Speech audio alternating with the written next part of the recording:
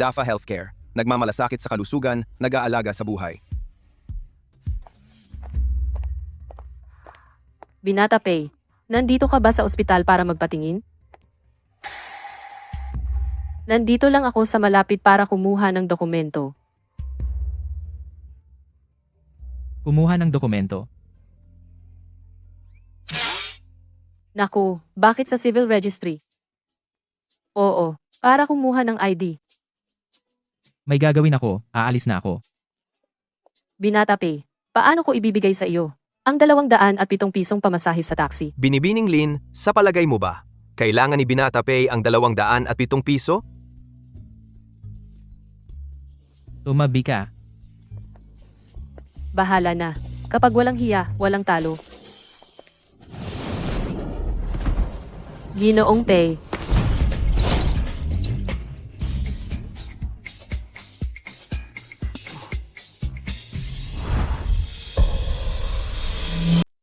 Kailangan mo ba ng tulong, Binibining Lin?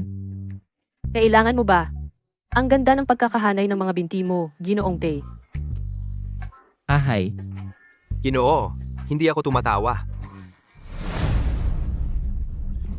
Tulong. Nahihimatay ang kapatid ko. Mabilis. Tawagin ang doktor. Huwag mo siyang galawin. Pumunta ka tumawag ng doktor.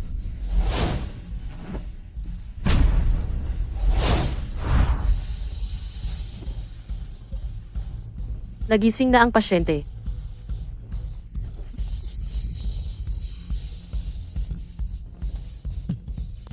Salamat sa pagligtas sa kapatid ko. Walang anuman.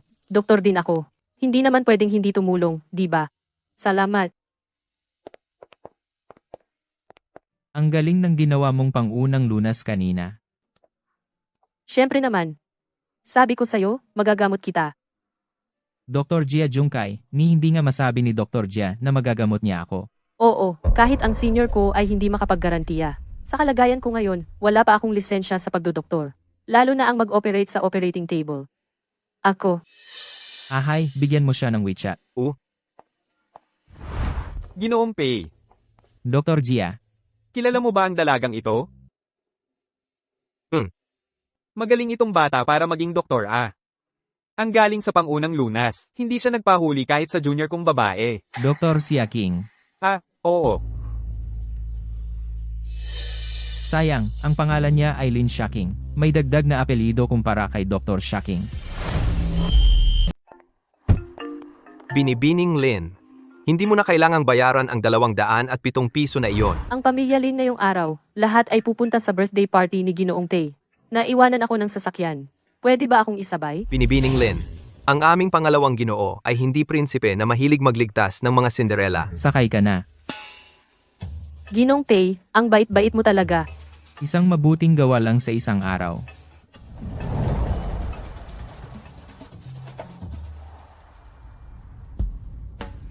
Nakikipag-ayos ka ba kay Dr. Gia para sa heart surgery? Sinusundan mo ako. Ang iyong medical case, sa buong bansa, maliban kay Dr. Gia, walang ibang mag-accept. Siyempre, bago ako mamatay, kaya ko rin itong gawin.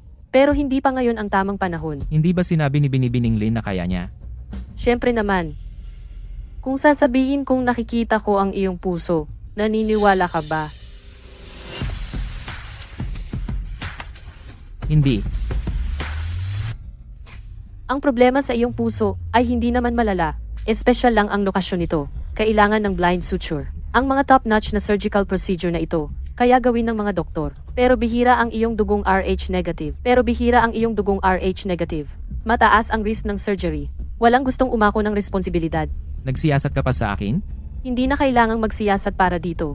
Basta makita ko ang iyong puso at gamit ang simpleng logic, malalaman ko ang lahat. Ginoong Pei, gusto mo bang isipin ang tungkol sa akin? Paano kita paniniwalaan? Pagkalipas ng 2 buwan, sa Cheng'ai Hospital, may isang surgical competition.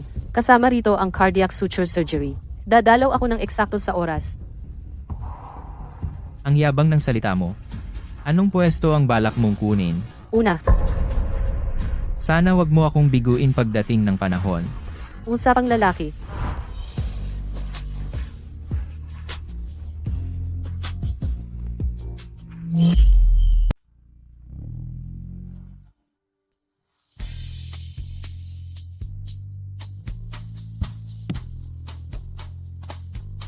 Papalitan ko lang ng damit, nandyan na siguro ang mga Lin. Binibining Lin, magpakalayaw ka. Salamat, Ginoong Pei.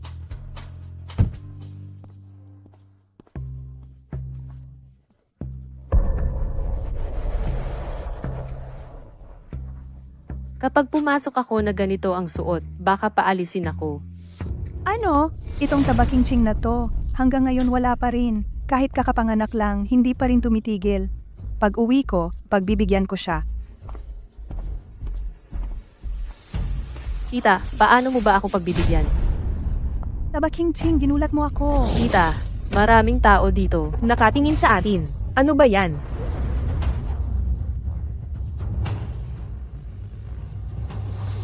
Sino ang nagdala sa'yo rito? Siyempre si Ginoong Pei. Inimbita niya ako, ang magiging hipag niya, para dumalo sa birthday party. Bumalik ka rito. Imposibleng si Ginoong Pei. Tita, gusto ko lang makita ang anak na ipinanganak ko ng 9 na buwan. Tumahimik ka. Anak iyon ni Xiaoran. Ang ganda-ganda mo. Eddie, tita, ikaw na ang magdala sa akin sa loob. Kung hindi, baka hindi ko alam kung ano ang gagawin ko kapag hindi ko nakita ang anak ko. Baka hindi ko na mapigilan ang sarili ko. Pumasok ka. Huwag kang magsalita ng kung ano-ano. Kapag ikinahiya mo kami, hindi ka papatawarin ng tatay mo.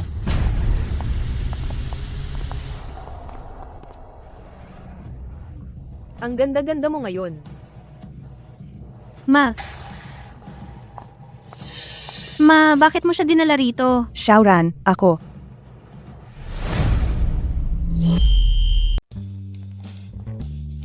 Po, gising na po ang bunso. Dalhin mo na rito. Halika, tingnan ko. Ay nako, ito na po ba ang bunso ng pamilya Pei? Ang taba-taba naman niya. Sa unang tingin pa lang, nakakaakit na.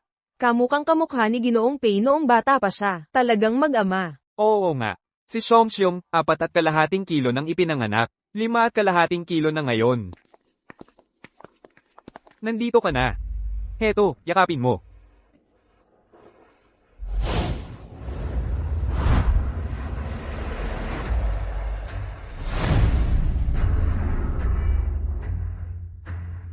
Ikaw naman, nakita mo rin ang ganda ni Xiongxiong, kaya gusto mo ring yakapin, di ba? Kapag nakapag-asawa na ako sa pamilya Pei, marami ka pang pagkakataon, pero ngayon, bitawan mo na. Siyempre, siya ang pinagbuntis ng 10 buwan. Likas sa katawan ng orihinal na may-ari ang pagnanais sa bata. Tutuparin ko ang pangarap mo para sa kanya. Huwag kang umiyak, huwag. Si. Anong nangyari sa bata? Sige. Huwag kang umiyak, huwag na. Huwag na umiyak ha. Anong nangyari sa bata? Hindi ko rin alam kung anong nangyari. Xiong, huwag kang umiyak. Nandito si Mama. Sige. Huwag kang umiyak, huwag. Ayos lang, Xiong. Jiang Jie. Dalhin mo pabalik ang bata. Akin na. Huwag na umiyak. San Pangzi, ang lakas ng loob mo. Pei Xiao, nag-aral ako ng medisina. Pwede ba akong sumunod para tingnan ang bata? Ate, 4 na henerasyon ang pamilya Pei sa iisang bahay. Ito lang ang gintong kayamanan. May family doctor ang pamilya. Anong gagawin mo? Ito ang pangalawang anak na babae ng pamilya Lin. Kailan siya naging ganito kataba? Gusto pa ring alagaan ang bunso ng pamilya Pei. Kung sakaling maipit niya ang bunso ng pamilya Pei, wawakasan ang pamilya Lin. Tama. Kalokohan. Bakit ka sumunod? Umuwi ka na. Ahay, samahan mo si Miss Lin pataas. Salamat, Pei Xiao. Mama, anong gagawin natin? Huwag ka nang umiyak. Gutom ka ba? Gutom. Pero kakapakain ko lang sa kanya. Wala nang gatas si bunso. Nagka-allergy naman siya sa formula milk. Baka gusto mong bumaba muna para kumain. Para mapadali ang paggatas. Ako muna ang mag-aalaga sa kanya, sandali. Pero, Pinauwi ako ni Pei Xiao. Ibig sabihin, tiwala siya sa akin. sige, Ginang Lin, bantayan mo muna siya. Okay, babalik agad ako. Anak.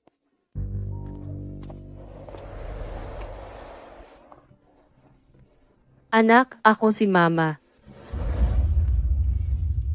Huwag kang mag-alala, pakakainin na kita.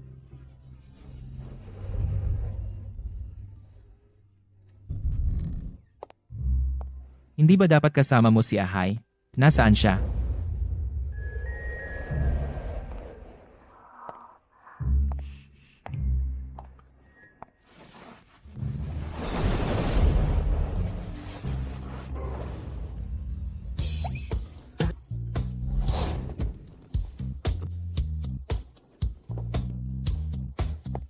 Second young master. Lumabas ka.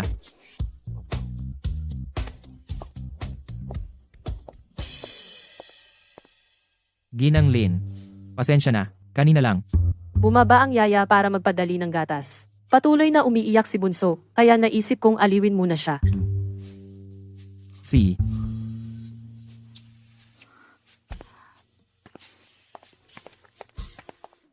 Mukhang magkasundo si Ginang Lin at si Bunso. Unang pagkikita pa lang, gusto na agad niya sa iyo. Ganoon din ang pakiramdam ko. Pagod na siguro kayo sa pagbuhat sa kanya. Ako na ang magbuhat. Bakit umiiyak na naman? Second young master. Parang gusto na talaga ni Bunso si Ginang Lin. Ayaw niyang iba ang magbuhat sa kanya. Ako na ang magbuhat. Ako na. Ano na ang gagawin natin?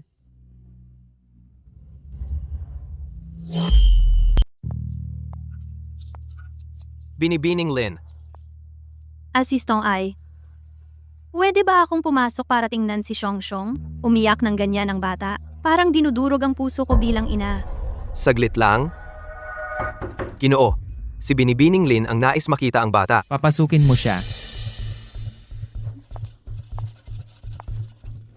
Lin Xiaking, anong ginagawa mo? Tumigil ka. Lumabas ka. Ginoong Pei, ako ang tunay na ina ni Xiongxiong. Bakit mo pinapayagan si Lin Xiaking na narito? Hi. Ginoong Pei, ako. Samahan ang bisita palabas. Binibining Lin. Halika na po. San Pangzi, kung may gawin ka kay Xiongxiong, hindi kita patatawarin.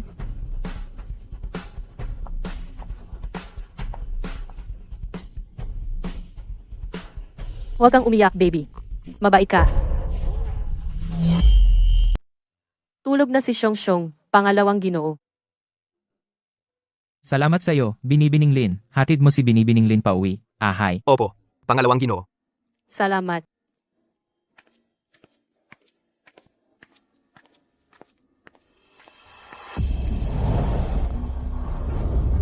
Ayos na. Nagkakamali ba ako? Parang mas mahalaga kay Xiongxiong si Lin Xiaking kaysa kay Lin Xiaoran.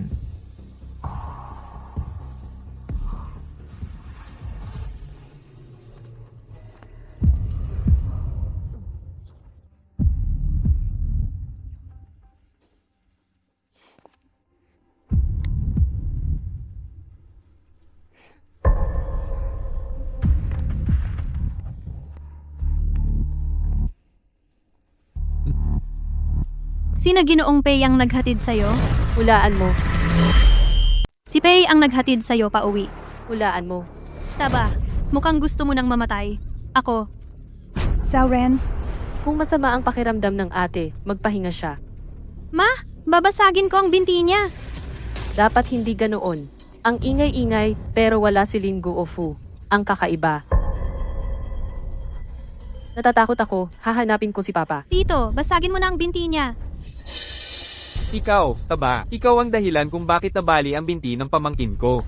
Huwag niyo akong gagalawin. Inimbita ako ng pamilya Pei na makipaglaro sa bunso bukas. Anong ginawa mo kay Pei, Tol? Tito, sampalin mo siya.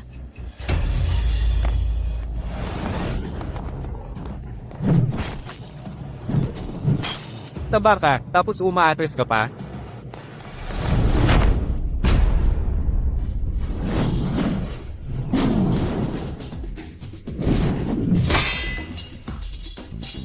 Iyon ang paborito ni Guofu, na sinaunang espadang tanso mula sa panahon ng digmaang estado. Sino ka ba talaga? Ako. Multo ka! Oo. Ako ang masamang espiritong pumatay sa inyong mag-ina sa kama ng panganganak. Inutusan ako ni Haring yan na magbalik sa katawan. Para pagbayarin kayo. Huwag kang lalapit.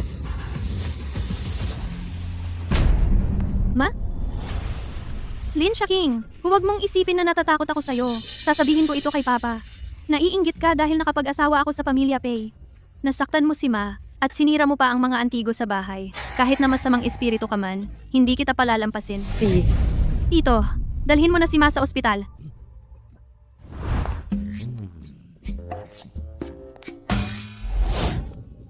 Ang banga ko.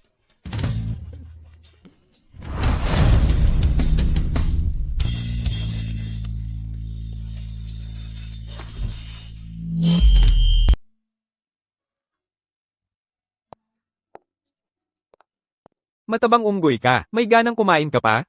Baka isang iniksyon lang, maging tanga na si Li Zhengquan. Maging tanga na siya, nakakairita talaga. Matabang baboy ka. Ahay. Ano to? Miss Lin, umuungol ang bata mula ng magising. Pinapapunta ka ni Second Young Master sa bahay ng pamilya Pei. Ano? Pupunta na ako agad. Tara na. Anong gagawin natin? Umuungol ang bata. Kahit anong gawin natin, hindi siya mapatahan. Xiong. Dumating ka rin. MS, Lin. Mula kaninang umaga, halos hindi umiinom ng gatas ang bata. Namamaga na ang lalamunan niya sa kakaiyak. Tingnan ko. Huwag kang umiyak, Xiong. Gutom siguro si Xiong. Mr. He. Anong nangyayari? Malamang samoy ni MS, Lin. Nakakapagbigay ng kapanatagan sa bata. Pero sa ganitong sitwasyon, karaniwan, nangyayari ito sa mga bata, sa kanilang pag-asa sa kanilang ina. Bihira lang ang tulad ng kay MS, Lin.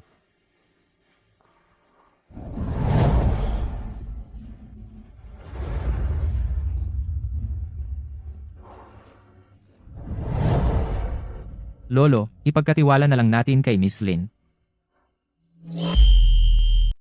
Lolo, kay Binibining Lin na muna natin ipagkakatiwala. Salamat, Binibining Lin. Ipagkakatiwala ko sa iyo. Walang problema.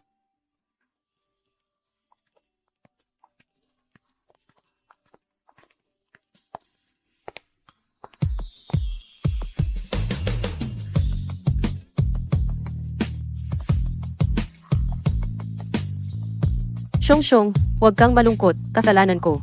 Bigyan na kita ng gatas.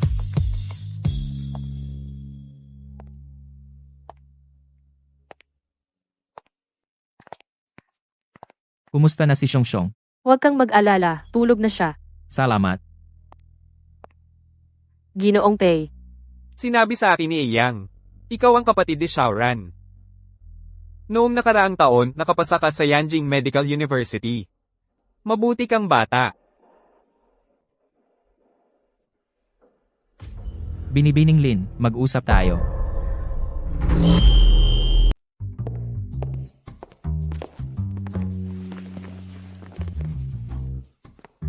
Gusto na gusto ni Miss Lin si Berber.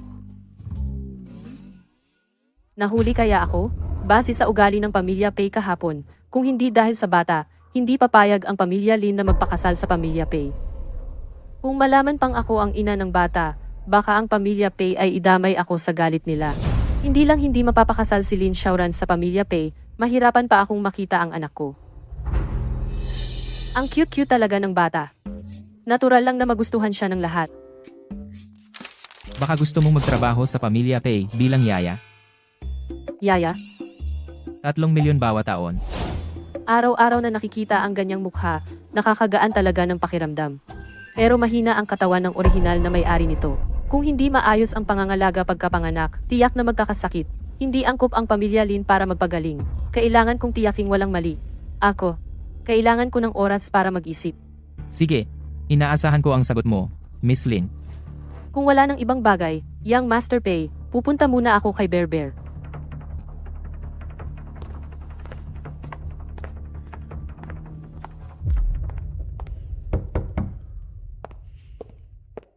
Young Master, bakit ba sobrang gusto ng bata si Miss Lin? Baka may sakit din siya. Imposible. Tiningnan na siya ni Old Man He. Napakagaling ng kalusugan ng bata. Sakit din ng obsessive-compulsive disorder.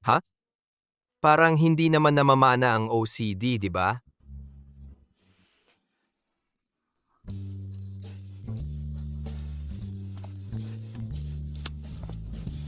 Hello. Lalo ka nang nagiging pasaway. Sinaktan mo ang tiyahin mo at si Xiaoran. Sinira mo pa ang antigo at pinagalit mo ako hanggang maospital. Ni hindi ka man lang dumalaw sa ospital. Ako si Lin Guofu. Paano ako nagkaroon ng walang pusong anak na tulad mo? Binibigyan kita ng 30 minuto para pumunta sa Cheng'ai Hospital. Hello, kailangan ko ng tulong.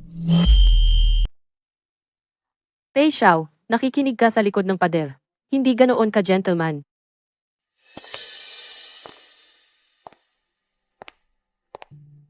Bahay ko ito.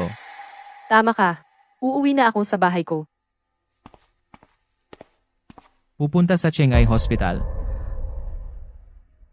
Isasakay kita.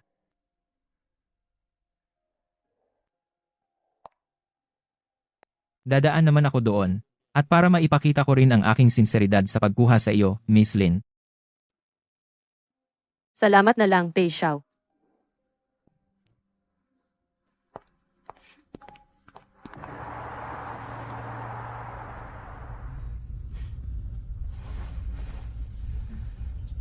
Aminin man o hindi, ang gwapo talaga ng lalaking ito.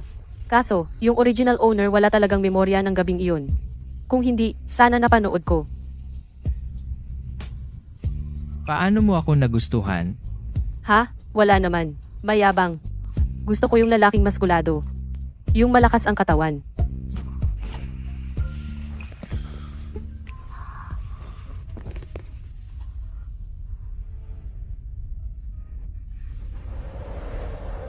Inaayawan mo ang katawan ko. Ikaw ang magiging future brother-in-law ko. Ano bang kinalaman ng kalusugan mo sa akin? Baba ka. Talagang pabago-bago ang mga gwapo. Taxi. Boss, pinaalis mo si Miss Lin sa sasakyan? Bakit susundan pa natin siya sa Cheng'ai Hospital? Wala kang pakialam. Magmaneho ka na. Tatay. May mukha ka pang humarap sa akin? Nag-aalala lang ako kay ate at kay tita, kaya dinala ko ang mga pulis para alamin ang nangyari.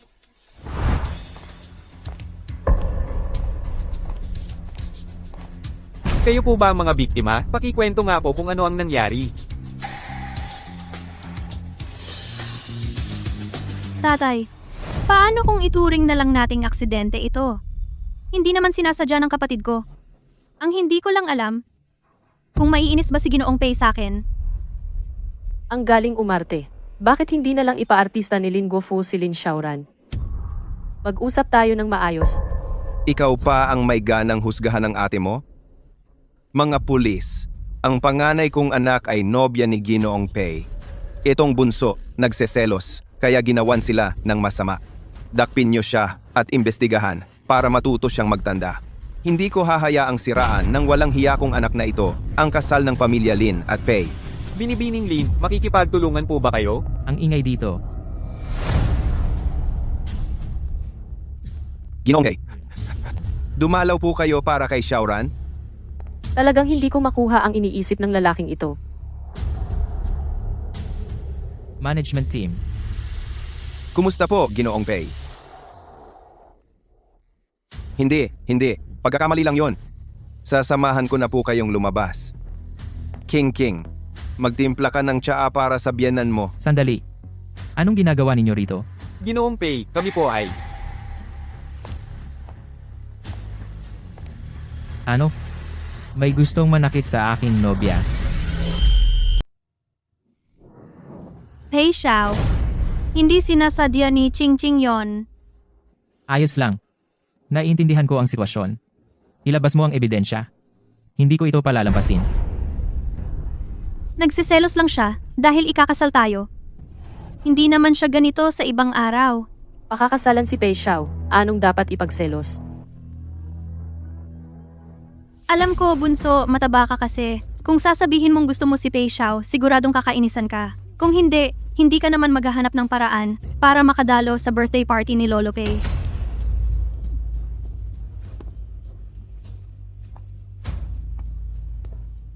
Ang tanga-tanga mo. Sigurado ka bang gusto mong sabihin ko kung bakit ako pumunta sa party? May ebidensya ako. Gago, matagal na naming pinatay ni Mama ang CCTV. King Ching, anong ebidensya meron ka? Tita, ganoon din ang iniisip mo, di ba? Kung may ebidensya ka, ilabas mo. Walang hiya! Sinisiraan mo lang ang imahe ng ate mo kay Pei Xiao. Kung wala kang maipakitang ebidensya ngayon, lumuhod ka at humingi ng tawad. Kay ganda ng inang anak na to, hindi susuko hanggat hindi nakikita ang kabaong. Huwag ninyo akong galawin. Inimbita ako ni Pei Xiao na makipaglaro sa bata bukas. Anong droga ang ibinigay mo kay Pei Xiao? Tito, suntukin mo itong matabang to. Ching Ching, mag-usap tayo ng maayos. Xiaoran, paano mo naman masasabi yan kay King King? Kahit na tanga ang tito mo, pinagtatakpan mo pa siya? Ma, ako. Hindi ka pa humihingi ng tawad? Pei Xiao, hindi ko sinasadya. Ikaw naman, aminin mo ang pagkakamali mo para hindi mapahiya kay Pei Xiao ang magkapatid. Pinilit ng tita mo na magpakumbaba, si Xiaoran. Akala mo ba wala kang kasalanan? Tinitigan mo ako ng ganyan? Ji Ling. Bingi ba ang tanga mo? Ginoong Pei, kayo po ba? Sabi ni Mrs. Lin, si Miss Lin ay nagsisinungaling tungkol sa batang yon. Bingi ka ba?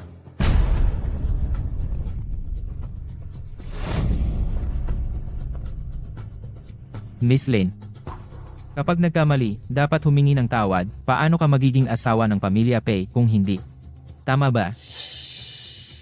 Xiaoran, bakit ka nakatulala? Mag-sorry ka na kay Ching Ching.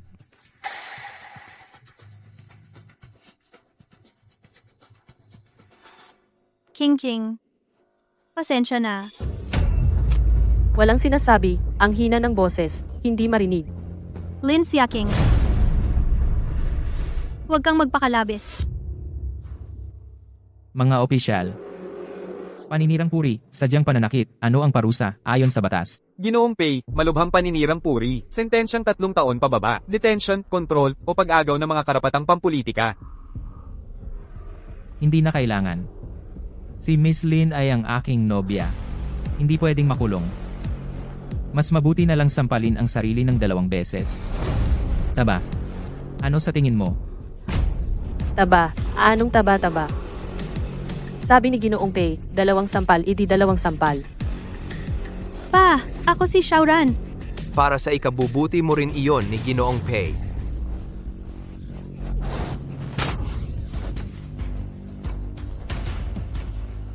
Ma? Honey, hindi ko napigilan ang anak natin. Nauto si Xiaoran ng kanyang tiyuhin. Ang galing kumilos. Kaya pala si Li Suing kayang-kayang maloko si Lin Gofu. Tita Xiaoran, talaga naman. Magkakapamilya tayo. Bakit ang seryoso mo? Pero 2 buwan na lang. Ikakasal ka na. Pagalingin mo ang sarili mo. Huwag kang maging masyadong inosente na naniniwala sa sino mang nagsasalita. Taba. Oy, Tama si Taba. Bakit si Pei Xiao ang kumakampi sa tabaking ching na to? At ang lambing pa ng tawag?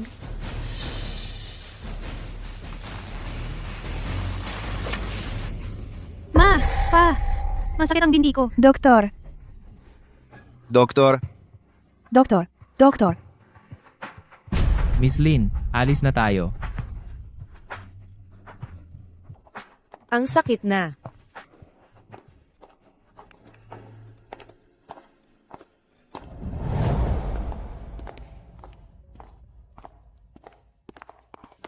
Second young master. Sabi ni Ate Jiang, umiiyak na naman si Xiong. Bilisan mo, umuwi na tayo para tingnan. Napag-isipan ko na. Ano? Maganda ang sahod bilang yaya. Pumayag ako. Pero makakapasok lang ako 1 buwan mula ngayon. Pagdating ng panahon, makikita mo ang bagong ako. Hi. Ihatid mo si Miss Lin sa bahay. Pwede bang mag-taxi na lang ako pauwi? Ayoko kasing bigla na lang itinapon sa daan. Yung huli, aksidente lang yon. Second young master. Naghihintay si President Jia. Handa na ang lahat para sa operasyon. Si President Jia mismo ang mag-ooperate sa'yo. Siyempre naman. Gamit ang maliliit mong tabang kamay, Paalam.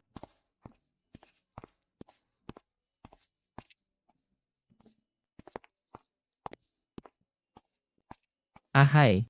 Ang mga binti ng taba, pinaka-symmetrical na nakita ko. Ang margin of error ay hindi lalampas sa 0.1 cm. Second young master. Pagkatapos ng operasyon, baka gusto mong magpa-check sa psych department para maibsan ang OCD mo. Ano pang hinihintay mo? Hatid mo na ako.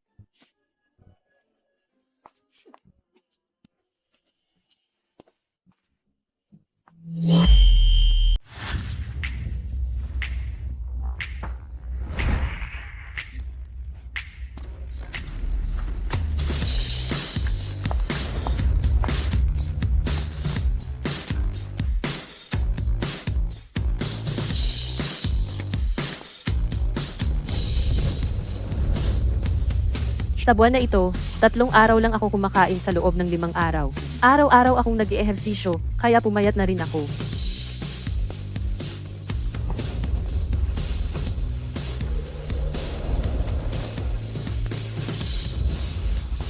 MS, Lin.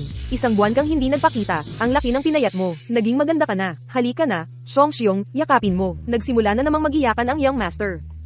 Ay, sige na, mabait ka. Sa ngayon, hindi pa kami pwedeng magkilanlan ni Xiong. Ayon sa impormasyong ibinigay ng hacker, nagkakagulo ang pamilya Pei sa loob. Ang paraan ngayon ay tapusin ang operasyon kay Pei Jingyang.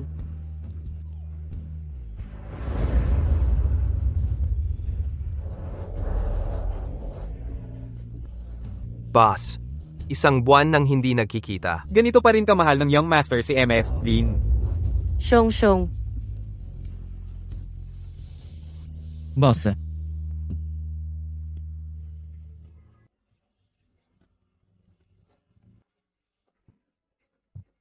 ang tabaking Ching ay pumayat.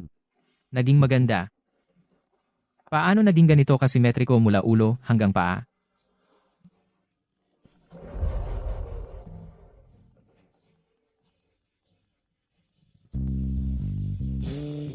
Boss, may tawag para sa iyo.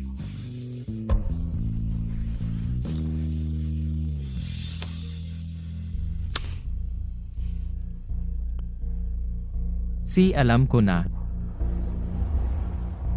Tara na, salubungin natin si third uncle. Ate Zhang, nahirapan ka nitong nakaraang buwan. Naghintay ako ng napakatagal. Sa wakas ay dumating ka na rin, MS, Lin. Magpahinga ka na. Ako na ang bahala sa young master. Sige.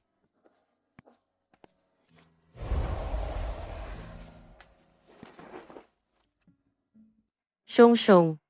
Samahan ka ni Mama matulog.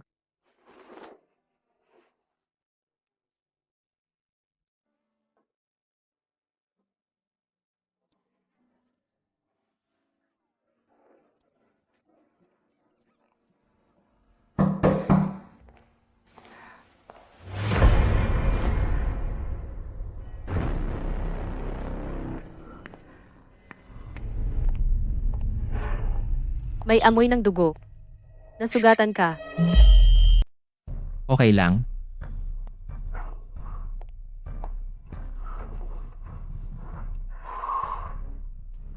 Okay lang yan.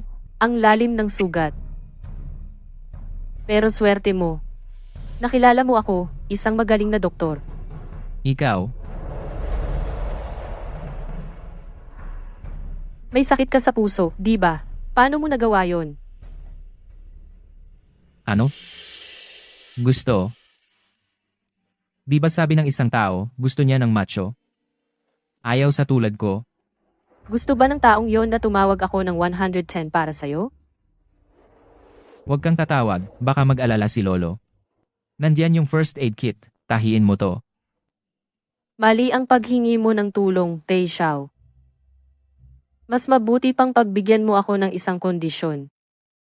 Anong kondisyon? Di ko pa alam. Takot ka bang pumayag? Anong takot? Di ka ba natatakot? Ang kondisyon ko ay, pakasalan ka. Parang di ganyan ka-boring si Miss Lin.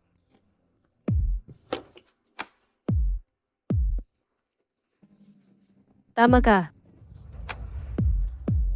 Gusto ko ng malusog. Mako, Sa sinasabi mo, parang di ako malusog. masyado kang nag-iisip, Pei Xiao. Di sa salita lang masasabi kong malusog ka.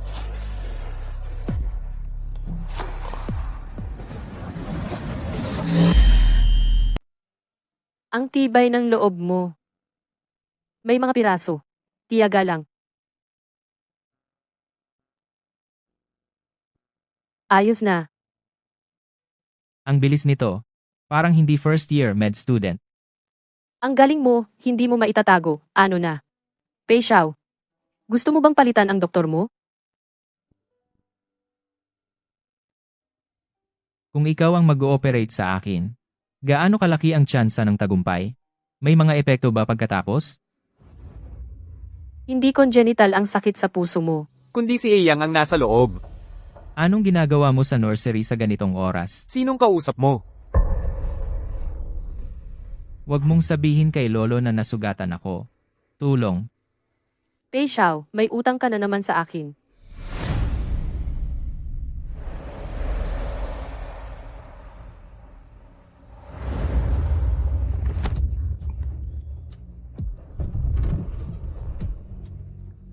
Ikaw, kayong dalawa. May apo na naman ako. Pei Xiao, mukhang tiwala si Pei Lao sa iyo. Tiwala rin ako sa sarili ko. Miss Lin, subukan mo.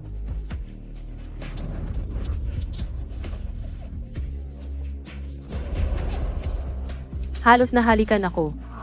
Ang lalaking ito, talagang mapanlinlang. Kanina, gusto ko talagang humalik. Tiyak na yung labi ng batang yon. Sobrang simetriko kasi. MS, Lin, Young Master. Second Young Master, anong ginagawa ninyo rito?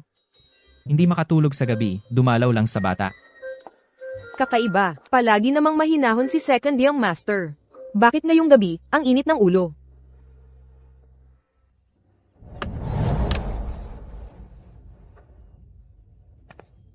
Xiaoqing. Halika rito sandali. Yung sugat sa binti ng ate mo, mahigit 1 buwan na rin, di ba? Hindi man lang naka-recover ng maayos. Baka magkaroon ng komplikasyon. Bakit di na lang dalhin dito sa bahay para alagaan? Para may kasama rin si Xiongxiong. Depende po yun sa ate ko. Tama ka. Yang. Ikaw ang magtanong sa pamilya Lin. Ayoko. Ang pangit-pangit. Kahit pangit, tulog ka pa rin. Bulag. Kung pangit, yan ang nararapat sa'yo. Dalhin mo lang dito yung tao. Bali ang isang binti niya. Ano naman ang dahilan ngayon? Ginoo, Young Master. Ang ibig sabihin po niya ay, kung dadalhin dito sa pamilya Pei, kailangan baliin din yung isa pang binti. Para, simetriko. Ganito pala magagamit ang pagka-OCD.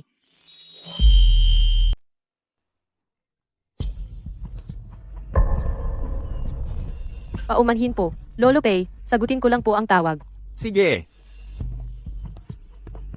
Lin Xiaoqing, huwag mong isiping ligtas ka sa pamilya Pei, at hindi kita kayang saktan. Kung hindi ka lalayo kay Young Master Pei, susunugin ko lahat ng iniwan ng nanay mo. Lin Xiaoran, hindi mo magagawa yan.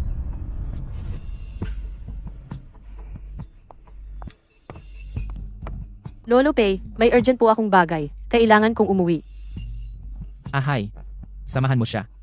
Sige, Miss Lin, dito po tayo. Nasugatan ka? Maliit lang to. Anong plano mo? Lalong gumagaling si Tio sa nitong mga nakaraang taon. Paano ko siya bibiguin? Tama po ba? Paano isasaayos ang operasyon? Walang dapat maging pagkakamali. Sigurado po. Si Ate Ling. Hindi siya ang pinakamainam na pagpipilian. Si Lin Xiaoqing naman, madaling pakisamahan. Lolo, nababaliw na po ba kayo? Sa tingin ko, ikaw ang tanga. Hindi mo ba napapansing mas bagay si Xiongxiong at Xiaoqing? Bagamat medyo mataba siya noon. Ngayon ay pamayat na siya. Kapag matagumpay ang operasyon mo, maaari pa kayong magkaroon ng isa pa. Ayoko. Mahina ang katawan ko. Walang kwenta. Binibining Lin. Nandyan po sa tabi ng upuan ninyo ang Black Gold Card. Ito po ay ipinag-utos ni Air Xiao na ibigay sa inyo. Kung nasa akin ang perang ito, tiyak na gagawa ng paraan ang mga Lin para makuha ito. Mas mabuting bumili na lang ako ng bahay. Assistant Hai, ano-ano ang mga property sa ilalim ng Pamilya Pei? Bibili po kayo ng bahay, Binibining Lin? O, Magkano po ang budget? hanggang 3 milyon. Sige, magsasaliksik ako. Binibining Lin, nakarating na po tayo. Salamat sa tulong, Assistant Hai.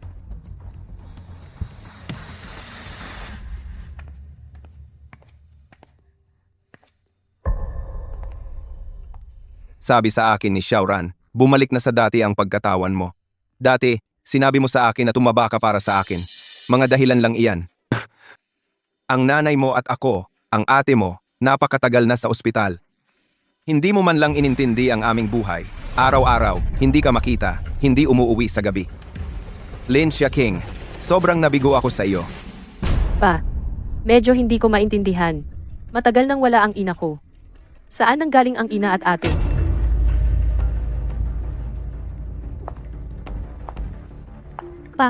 Ang nanay ko, nagtiis at naghirap sa pamilya Lin ng mahigit 10 taon. Walang malaking ambag man lang, may paghihirap naman. Ngayong malaki na ang kapatid ko. Hindi ko inaasahang sasabihin niya iyon. Walang utang na loob. Pumunta ka at humingi ng tawad sa ate mo.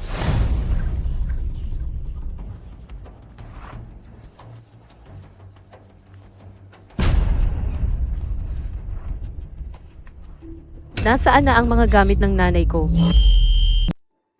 Nasa taas. Ako, Anong nangyayari kay tatlong taba, Ching Ching? Para bang ibang taon na siya?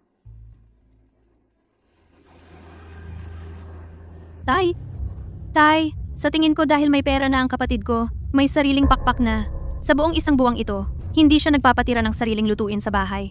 Madalas siyang magpauwi ng katulong para lang magluto para sa kanya. At nagiging yaya pa siya sa Pamilya Pei. 3 milyon ang sahod niya sa isang taon. anong 3 milyon? Walang hiyayang anak na yan.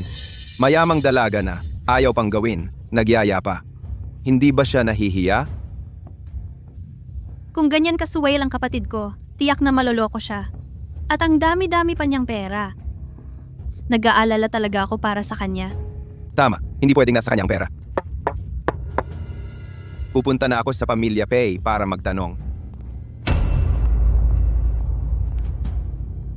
Kapag nagkagulo si Tay doon, Lin Xiaoqing, tingnan natin kung paano ka makakatagal sa Pamilya Pei.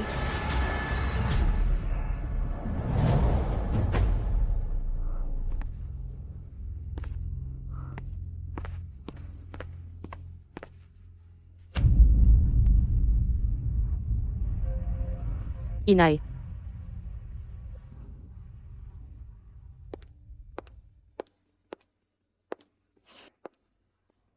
Mga gamit lang ng isang patay. Malasang mga to sa bahay. Baka yan ang dahilan kung bakit ka napapalad.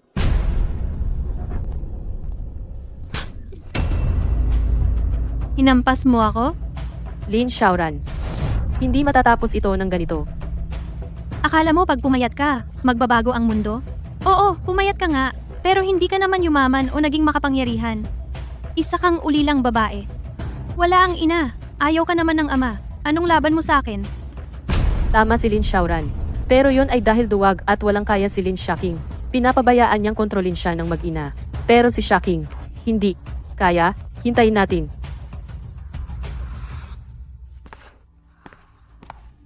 Pumunta na si Tay sa Pamilya Pay para kunin yung 3 milyon mo.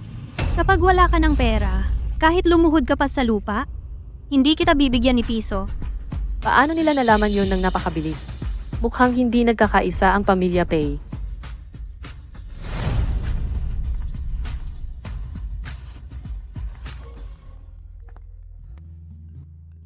Binibining Lin, hinahanap na naman kayo ng bunso. Sige, babalik na ako.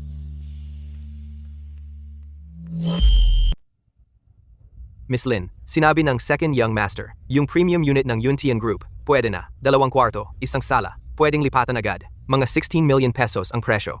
Sige, kailan pinakamaagang pwedeng magpirma para sa unit? Bukas pwede na. Ang pagbili lang ng bahay. Hindi yata sapat para pigilan sila. Mukhang kailangan kong gumamit ng mga dating koneksyon ko. Kumusta, Attorney Cheng? Kaibigan ako ni Xiaoqing. Gusto ko sanang kunin ang serbisyo ninyo para sa isang kaso. Nasa attachment ang mga detalye. Kaibigan ni Ching Ching? Sino ka talaga? Alam lang niya ang email address na ito. Attorney Cheng, bilisan mo, tingnan mo ito. Huwag nang mag-aksaya ng oras. Alam lang ni Xiaoqing ang palayaw na ito Naiintindihan ko, gagawin ko agad. Mukhang hindi nila ako nakalimutan. Mabait ka. Yung pagkatok sa pinto, may rhythm. Si Pei Zhengyang na may OC yan sigurado. Young Master Pei, bakit ka napadpad dito sa ganitong oras? Tulungan mo akong magpalit ng bandage.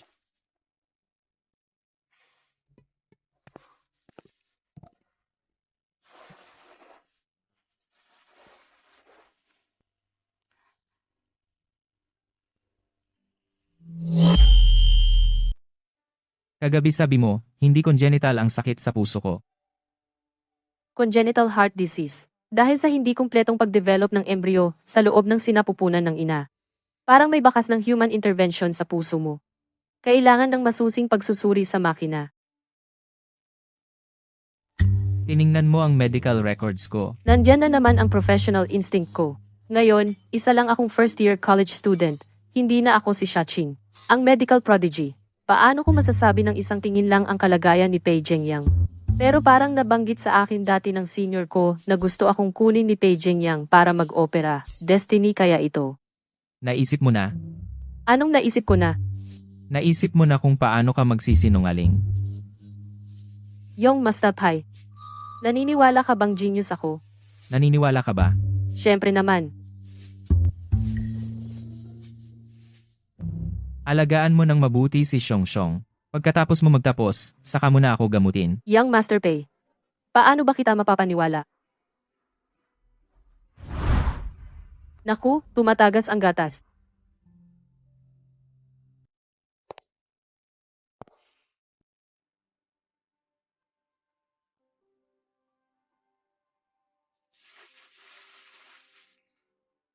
Mas simetriko na ngayon.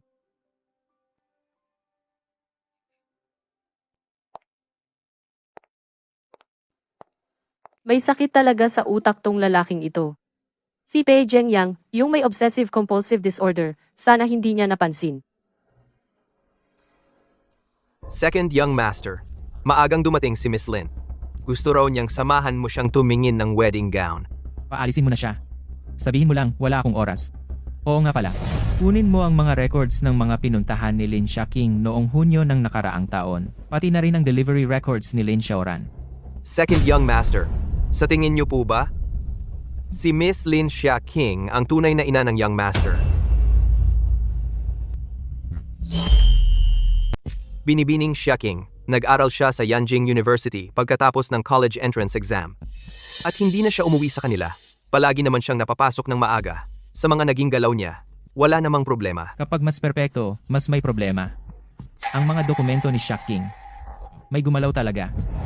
Binibini, may aksidente sa proyekto ni Mrs. Lin. Hinihingi ng pamilya ang 3 milyon. Pinagbuhatan siya ng kamay ng pamilya ng biktima at naospital.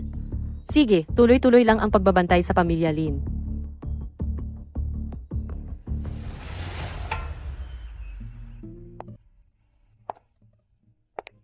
Binibining si Aking. Ginoong Pei. Hinahanap mo ako. Bisitahin ko lang si Xiong. Tungkol sa pagbili ng bahay. Salamat, Ginoong Pei.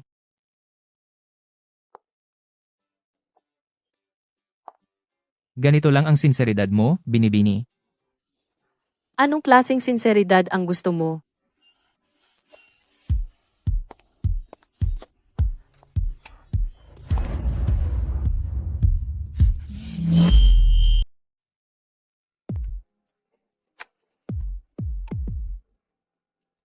Kahit anong gusto ko, ibibigay mo. Ginoong Pei. Panunukso.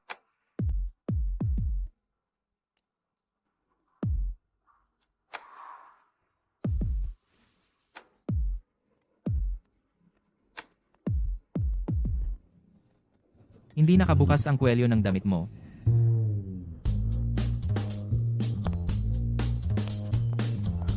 Obsessive-compulsive disorder ni Ginoong Pei.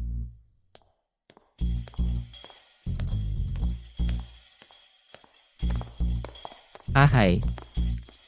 Imbestigahan mo si Xiong at ang DNA ni Lin Shocking. See ya.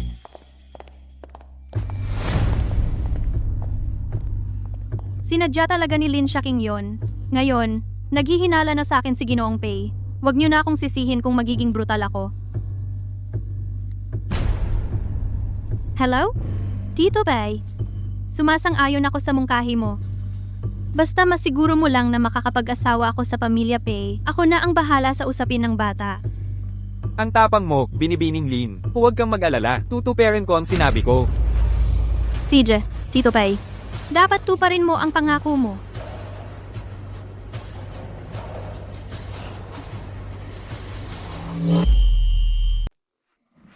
Guofu, ayoko nang mabuhay.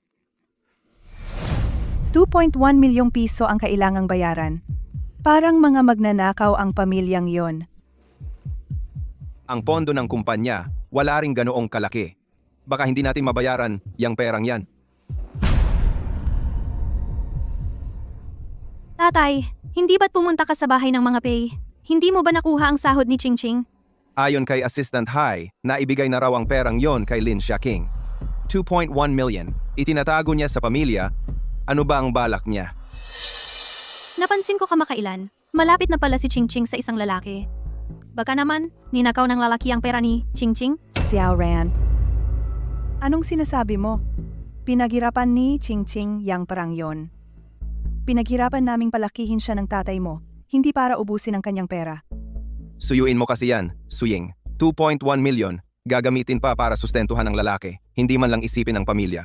Tulad ng sinabi mo, pinaghirapan natin siyang palakihin. Anong masama kung hihingi tayo ng kaunting pera? Pero, nagastos na niya ang pera. Ano? Nagastos na ang 2.1 million? Bumili siya ng bahay. Gago, malaki naman ang bahay natin. Hindi ba sapat para sa kanilang tumira? Bumili pa ng bahay sa labas. Tatay, kumalma ka. Baka naman si King King, hindi alam ang hirap ng pamilya. Gusto lang niyang tumira sa labas. Di ako makakalma. Una, hindi pa siya ikinasal. Pangalawa, buhay pa naman ako bilang ama niya. Wala siyang respeto. Hahanapin ko siya.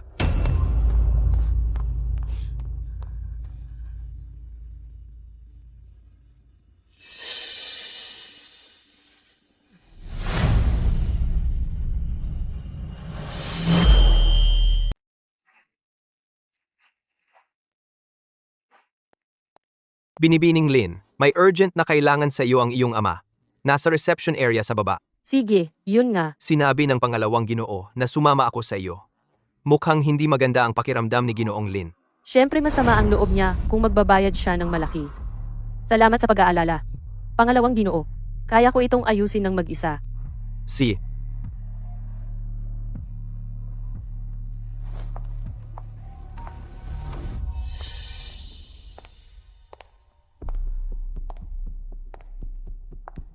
Tumigil ka! Nag-alaga ka sa pamilya Pei bilang yaya. May 3 milyon ka. Bakit hindi mo sinabi sa pamilya? Tatay, hindi ba't nakakahiya? Nagbuntis ang ate ko ng hindi kasal, nakipag-ugnayan sa pamilya Pei. Tapos ako naman, nagyaya sa pamilya Pei, napahiya ang buong pamilya Lin. Iba ang ate mo sa iyo. May problema ang proyekto ng kumpanya ngayon. Yung 3 milyon mo, kunin mo muna at gamitin sa pamilya. Ibabalik ko sa iyo sa ibang pagkakataon. Wala. Anong wala? Bumili ka ng bahay? Walang utang na loob na anak. Papaluin kita. 3 milyon. Ginastos mo nang walang paalam. Tapos nagpakain ka pa ng lalaki. Gawa-gawa lang naman ni Lin Xiaoran yan. Ikaw naman, naniniwala ka. Natatakot lang ang ate mo na maloko ka. Ikaw naman, akala mo sinisiraan ka niya. Ikaw talaga, walang utang na loob. Ginoong Lin, hindi maganda na mag-away kayo dito. Ginoong Pei, itong walang utang na loob na anak ko ay pasaway at kailangan turuan. Sa tingin ko, may sariling personalidad si Binibining Lin. Pero nabalitaan ko, may problema sa proyekto ni Ginang Lin.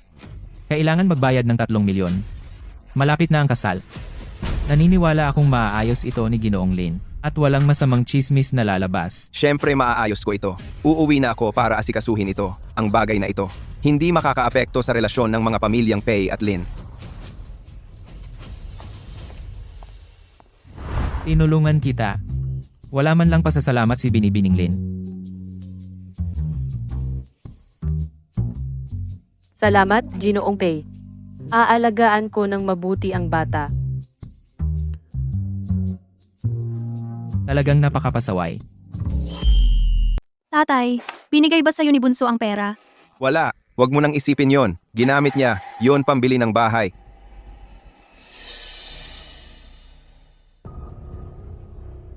Pero may isa pang paraan. Gusto ng pamilya Xue, napakasalan siya. Pero napakabata pa niya. At baka dahil lang yon sa pamilya Pei. Kaya hindi ako makapagsang-ayon. Sagutin mo agad ang pamilya Xue. Sabihin mong pumayag ako. Ang dote, 3 milyon. At ang negosyo sa pagitan ng aming 2 pamilya. Kailangan siyang umurong. Totoo ba? Pero baka hindi pumayag si Bunso. Anong lakas ng loob niyang tumanggi? Utos ng magulang at kasunduan ng tagapagkasundo. Alam na ni Young Master Pei ang bagay na ito. Natatakot ako na kung patagalin pa, maaapektuhan ang kasal ninyong 2. Tatay, ang bait-bait mo sa akin. Kapag nakapag-asawa na ako sa pamilya Pei, magiging mabuting anak ako sa'yo. Mabuti, sa susunod na buwan, tiyak na magiging maayos at matiwasay ang pagpapakasal mo kay pangalawang Ginoong Pei.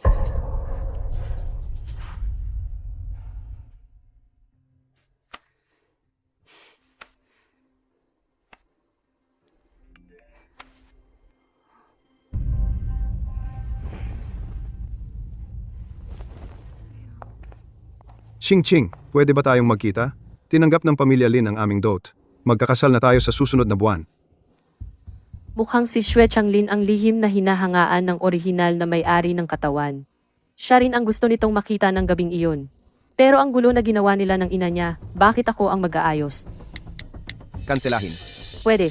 Saan tayo magkikita? Number 184, Peach Blossom, Dock, Main Street. Si niya. Hindi ako magpapakay kay Xue Changlin. Kaya kailangan kong tapusin ito. Mukhang hindi naman kagandahan ang taong gusto ng orihinal na may-ari ng katawang ito. Talagang hindi maganda. Unang beses, hotel ang pinuntahan. Pangalawang beses, bar naman.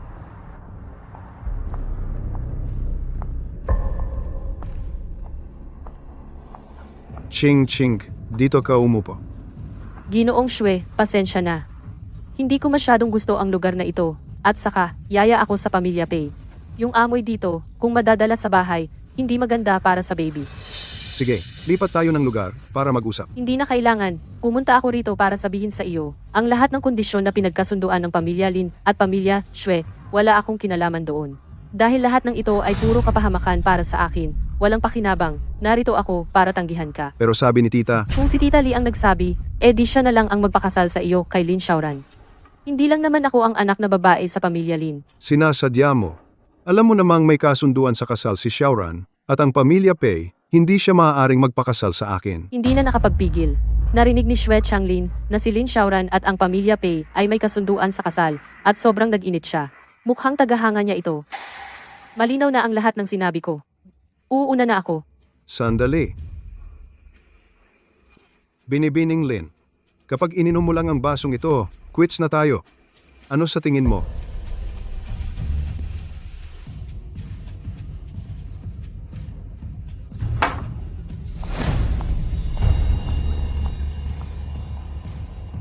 Bakit siya nandito? Binibining Lin. 2 oras ang leave niya ngayon. Para lang makipagkita sa ganoong klaseng tao? Siguro nga. Taba, kung hindi dahil sa pumayat ka at medyo naging kaakit-akit, nangangarap ka pang makasiping ako? Bansot. Nainom na niya ang gamot. Mamaya, alam mo na ang gagawin. Di ba? Young Master Zhu, tiwala ka sa akin. Siguradong nakahiga na lang siya sa kama at naghihintay sa iyo mamaya. Young Master Pei. Yung babaeng kilala mo, magkakaproblema na. Hindi siya basta-basta napapahamak. Babaeng pinupuri mo ng ganyan, ngayon ko lang nakita, pero wala na rin pag-asa yon. Yung pandak na sumunod kanina, siya ang drug king dito sa lugar na ito, espesyalista sa paggulo sa mga dalagita.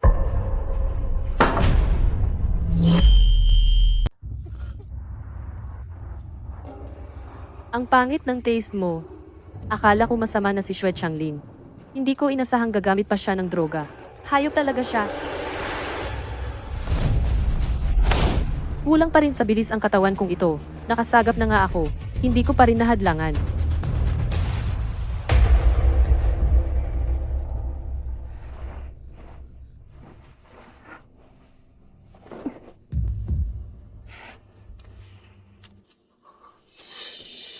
Gising ka na. Sir Xue, bakit mo ako itinali? King. Kinausap ko na ang tatay mo. Magkasama na tayo. Bingi ka ba? Tinanggihan na kita sa bar.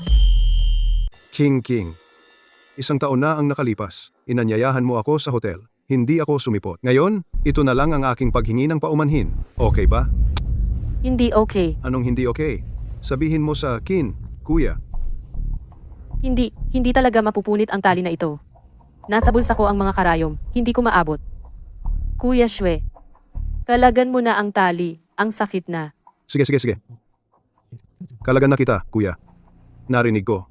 Si Lin Xiaoqing ay nagiging yaya sa pamilya ng mga Pei. Pero panakip butas lang yan. Matagal na pala siyang natutulog kay Young Master Pei. Hindi ko alam kung ano ang lasa ng babaeng pag-aari ni Young Master Pei. Kapag nakalaya na ako sa tali na ito, iyan na ang katapusan ng pagkalalaki mo.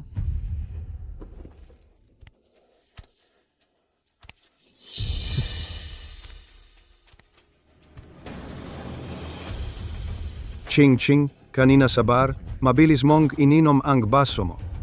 Ngayon, maaari mo ba akong samahan na uminom ng maayos? Si,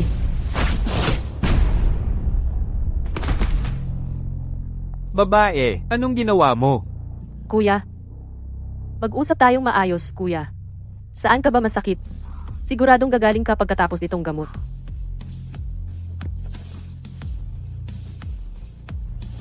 Ang kulit-kulit mo talaga.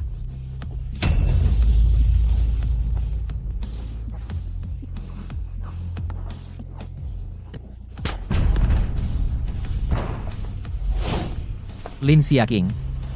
Nako. Pei Xiao, bakit ka nandito? Nakakaabala ba ako? Siguro wala naman. Hindi ko alam kung saan nalaman ni Pei Zhengyang na nakidnap ako.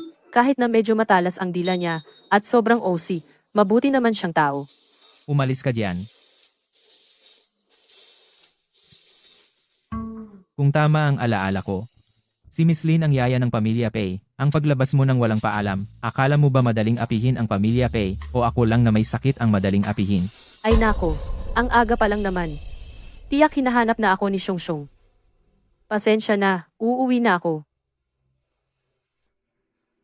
Pwedeng lumabas muna kayo.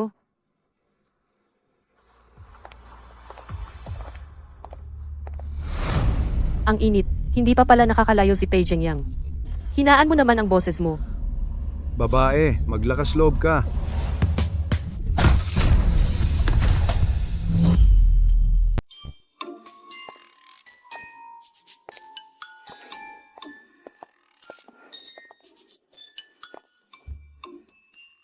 Ang galing-galing mo pala, Miss Lin. Mali ang nakita nyo, Pei Xiao. Pinapalayas ka ng amo ko o tatanggalin ka. Mauna na po ako. Ikaw ang nanuntok. Pagtatanggol sa sarili lang yon, Pei Xiao. Hindi mo naman ako ire-report, di ba? Ang tanga-tanga mo talaga. Tinatawag kitang tanga, nagagalit ka pa. Naghihintay pa sa akin si Xiongxiong. Uuwi na muna ako. Ahay, Po.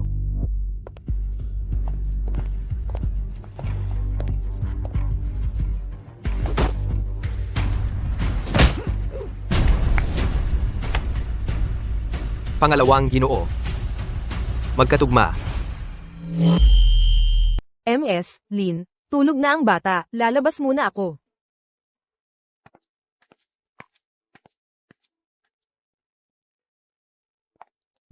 Hindi pa tuluyang tulog si Xiongxiong. Ano na naman ang kailangan mo? magpapalit ng gamot.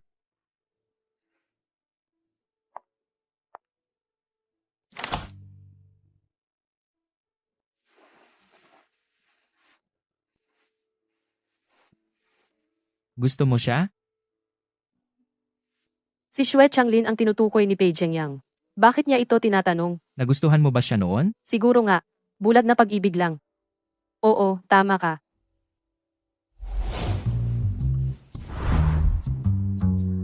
Mr. Pei, ano na naman ang problema?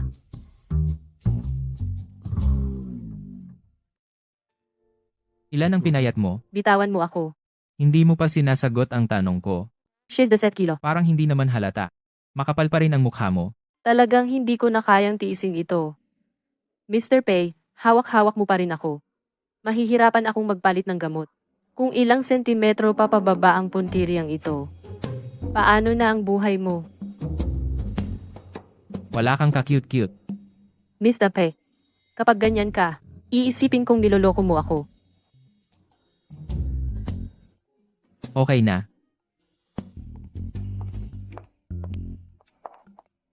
Ang babaw ng kaligayahan mo.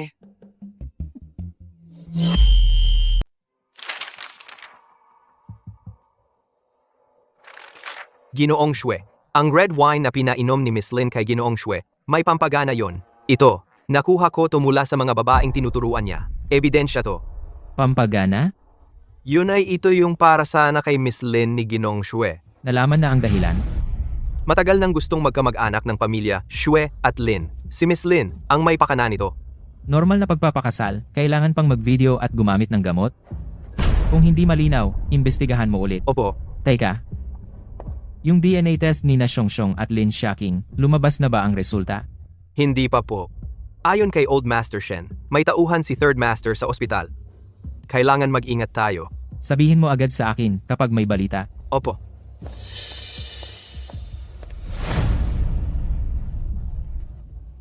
Miss Lin, ngayon ay ang 100-day celebration ng bata. Inutusan tayo ni Master na dumalo. Oo, 100 days na si Xiongxiong. Sinuntok mo si Ginoong Xue? Hinaan mo, baka matakot si Xiongxiong. Nasa bahay ng pamilya Pei tayo, hindi sa pamilya Lin. Magpapaalam muna ako kay Master Pei. Samahan mo ako mamayang hapon sa pamilya Xue para humingi ng tawad. Humingi ng tawad. Kaya mong gumawa, di mo kayang panindigan. Hindi mo ba ako tatanungin kung bakit ko siya sinuntok? Baka nararapat lang yon. Ako ang nakakita kay Young Master Xue habang lumalaki siya. Alam ko ang ugali niya. Ikaw, araw-araw ka na lang may gulo, walang modo. Isipin mo na lang na wala akong modo. Sasabihin ko sa iyo, basta't apelyido mo ay Lin, dapat kang makinig sa akin. Pupunta ako sa pamilya Xue para humingi ng tawad. Ikakasal ka sa susunod na buwan kasabay ni Xiaoran. How? Ang pakakasalan ako ng pamilya Xue ay para lang makakonekta sa linya ng pamilya Pei. Basta't ikakasal si Lin Xiaoran sa pamilya Pei, magiging bayaw na si Xue Changlin ni Pei Zhengyang. Pero hindi ko hahayaan na matupad ang pangarap nila. Ikakasal ka na pala. Sa parehong araw ng second young master. Napakaswerte naman. Isang karangalan na maging kapalad ko ang second young master. Seryoso ka bang pakakasalan ang basurang iyon? Sa tingin mo ba may pagpipilian ako? Bakit hindi pwedeng may pagpipilian?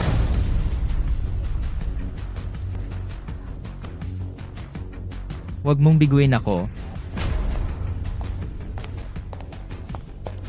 Miss Lin, sundere lang talaga ang second young master. Ito ang ebidensya ng relasyon ni Xue Changlin bago siya ikasal.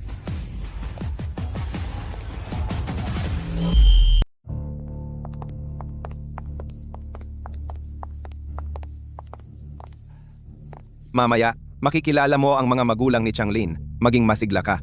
Ikaw ang nakalamang ng mapangasawa mo ang pamilya Xue. Hindi ako karapat-dapat kay Ginoong Xue. Itay, kanselahin na natin ang kasunduang ito.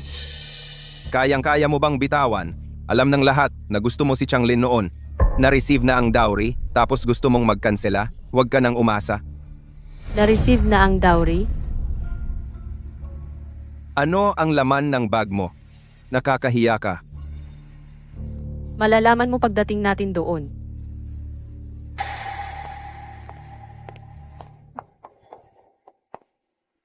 Ginoong Xue. King, batiin mo agad ang tiyo at tiya mo.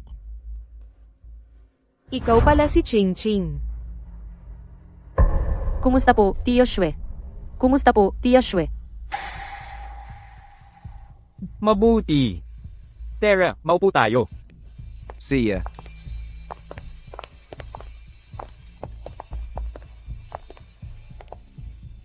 Ngayon, dinala ko si Ching Ching dito. Una, para humingi siya ng tawad kay Changlin.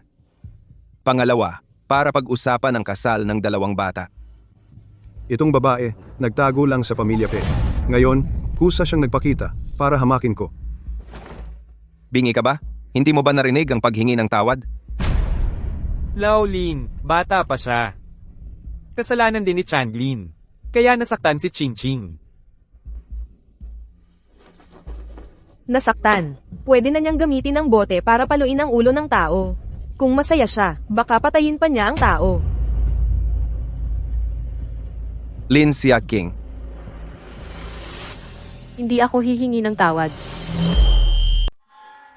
Hindi ako hihingi ng paumanhin.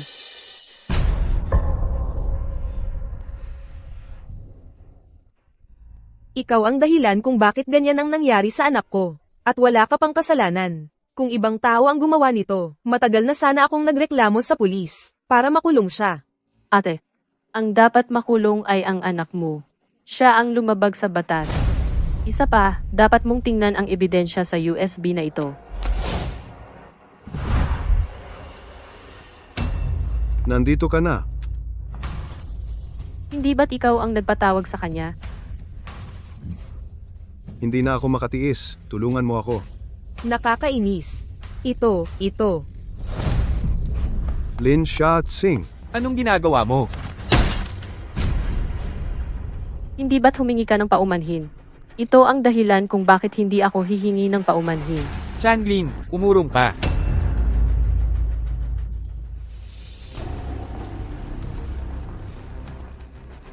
Bienan.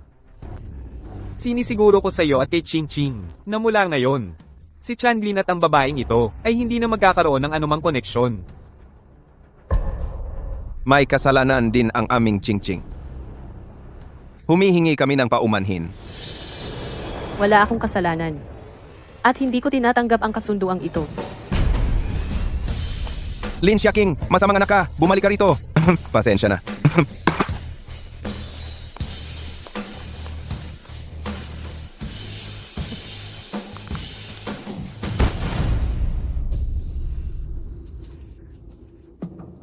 Anak, makinig ka. Hindi na natin itutuloy ang kasal na ito.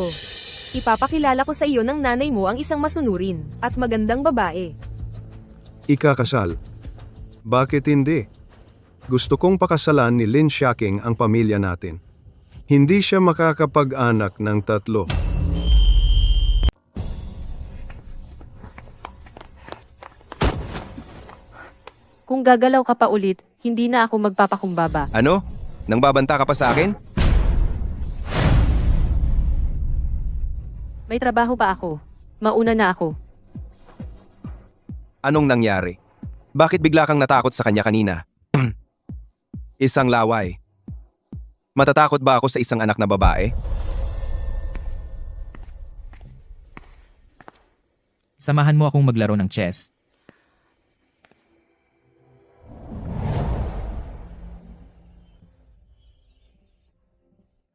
Naglakas loob kang magdala ng gamit sa bahay ng mga sywe, harap-harapang paghamon. Ang lakas ng loob mo. Hindi ko pwedeng sayangin ang kabutihang loob ni Ginoong Pei. Hindi ko sinabing gawin mo iyon. Checkmate. Paano mo ako pasasalamatan?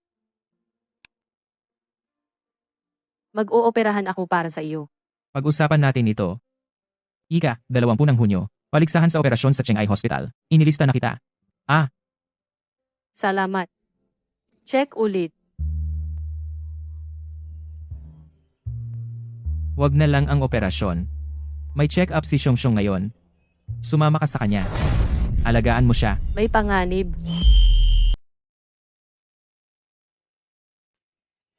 Sino ang mag-aakala? Maghihintay. Lin Shaking, idinemandahan ka ng tatay mo.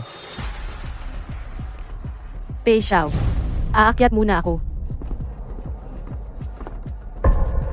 Kalmado at kumposado sa harap ng problema. Iba na iba sa nakalap naming impormasyon. Lin Shaking. Alin ba ang tunay na ikaw? Boss, may problema si Miss Lin. Ipatawag ang pinakamalakas na legal team ng pamilya Pei. Maghintay ka na lang ng balita. Si boss.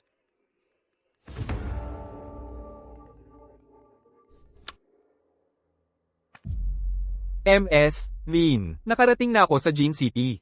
Nawawala si Li Zhengquan, pero siguradong sasali siya sa engagement party ni Lin Xiaoran. Sa oras na yon, sasamantalahin ko siya para i-withdraw ng tatay mo ang demanda. Si MS, Lin, yung tanong ko noon, hindi mo pa nasasagot. Paano mo nalaman ang personal kong email para kay Shaking? Naalala ko, sobrang galing ni Attorney Cheng. Bakit hindi mo hulaan? Ikaw ba talaga si Shaking?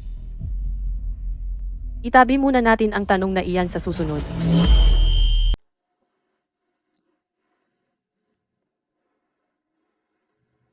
Ikaw ang nag-udyok kay tatay na idemanda ako. Ate, ano ang ibig sabihin nito? Ate, bakit hindi ko maintindihan? Sinabi na sa akin ng abogado ko. Ano ba talaga ang pakay ninyo? Talagang pumayat ka at nagkakaroon ng kumpiyansa. Hinahayaan mong magsalita ka sa akin ng ganyan? Sa inyo nga nanggaling ang lahat ng ito. Dumaan ako sa pintuan ng kamatayan at balak kong mabuhay muli. Kahit ilang beses kang muling mabuhay, wala itong magagawa. Kung gusto mong bawiin ni tatay ang demanda, kailangan mong pakasalan si Changlin. Sumasang-ayon ako. Ngunit kung hindi ninyo susundin ang kasunduan, sasabihin ko sa pamilya Pei ang katotohanan at sisirain ko ang pangarap ninyong maging isang top class na mayamang pamilya. Ikaw!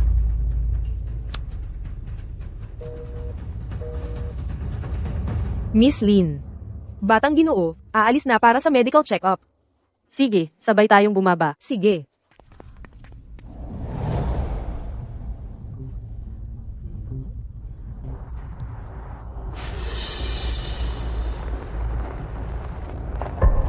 Miss Tape, ang sasakyan dito ay sumusunod na.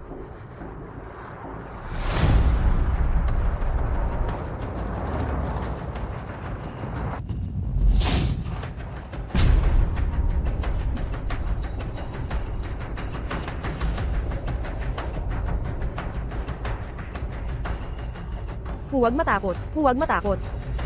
Huwag matakot. Huwag matakot, huwag matakot. Mukhang ang pag-iral ni Xiongxiong ay nagbabanta sa interes ng ibang mga puwersa sa pamilya Pei. Pangalawang ginoo, normal ang pag-unlad ng katawan ng bata, at napakaganda ng kanyang pangangatawan. Oo nga pala, Ginoong He, ang bagay na ipinagkatiwala ko sa iyo, may resulta na ba?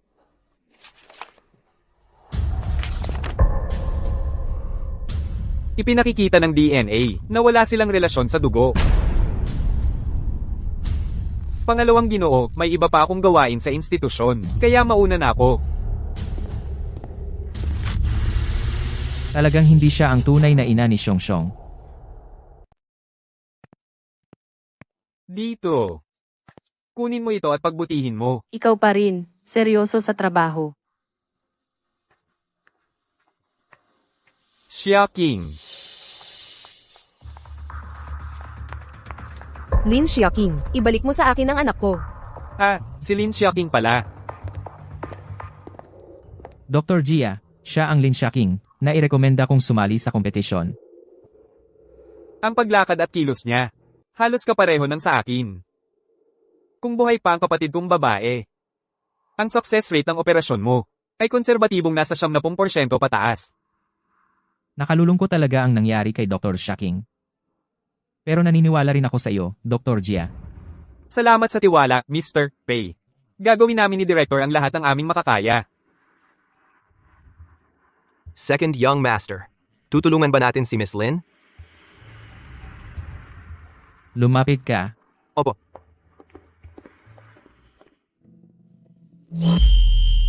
Tumigil ka. Babae, ibalik mo sa akin ang bata. Hindi ka ba natatakot na kapag nakita ka ni Young Master Pei na ganyan ang itsura mo, hindi ka na niya pakakasalan? Young Master Pei, sobrang namimiss ko lang po talaga ang bata. Hayaan niyo po sana akong yakapin siya. Ganoon ba? Lin Xiaoqing, naintindihan mo ba ang sinabi ni Young Master Pei? Ano ang sinabi ni Young Master Pei? Magkakasal na kami ni Young Master Pei. Isang yaya ka lang. Makakapantay ka ba sa akin? Galit na si Young Master Pei sa babaeng ito. Siyempre, noon pa man, hindi na siya kailanman naging katapat ko. Ngayon, huwag na siyang mangarap. Umalis ka. Narinig mo? Pinapaalis ka ni Second Young Master Pei? Ahay. Opo. Young Master Pei, ako po ang ina ng bata.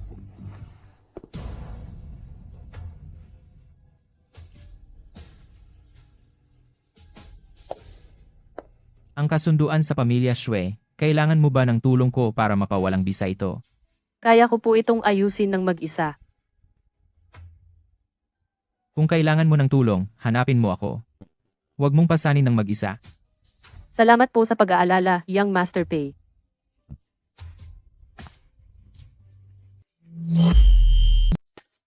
Lin Xiaoqing. Xiaoqing. Naiisip na naman ni Dr. Jia si Dr. Sia. Oo nga. Pero narinig ko, ang paligsahan ng mga doktor ngayon. Ang pangalang isinumite ni Dr. Jia, may isang tinatawag na Lin Xiaoqing. Sakto nga, oo. Narinig ko na ang taong ito ay gumagamit ng pangalan. Sinasadya ang lumalapit kay Dr. Jia. Kumusta kayo? Kanina ko lang narinig na sinasabi ninyo, anong paligsahan ang sinalihan ni Lin Xiaoqing? Ito ay paligsahan ng mga doktor sa aming ospital. Malapit nang gawin. Sa oras na iyon, magbubukas ang ospital para anyayahan ang mga ordinaryong mamamayan na bumisita. Salamat sa inyo. Gusto kong panoorin ang mga ito.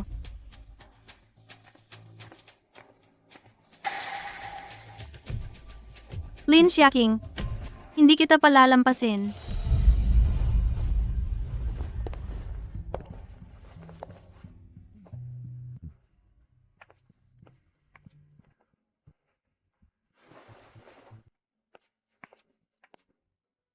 Wala masyadong ginagawa si Mr. Pei.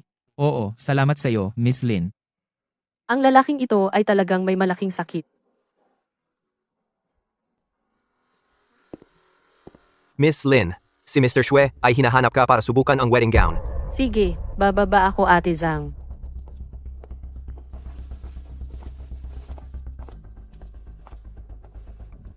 Ahay, puntahan mo at kunin ang disenyo ng wedding gown para makita ko. Mr. Pei, gusto mo na ring tingnan ang wedding gown?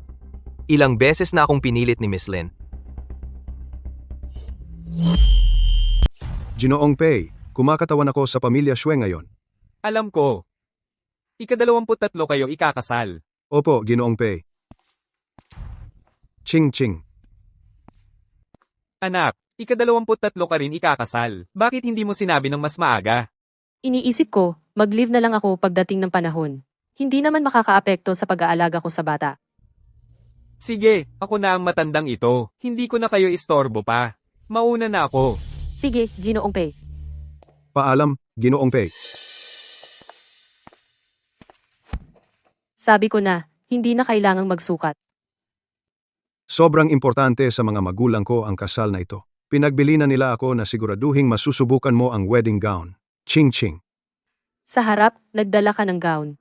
Pero ang totoo, pumunta ka rito para ipaalam sa pamilya Pei na pagkatapos nating ikasal, magiging bayaw ka na ni Ginoong Pei. Tama ba, Ginoong Xue? Kapag naging bayaw na ako ni Ginoong Pei, talagang pahihirapan kita ng husto. Ching ching. Huwag kang magsalita ng ganyan kasama. Tingnan mo.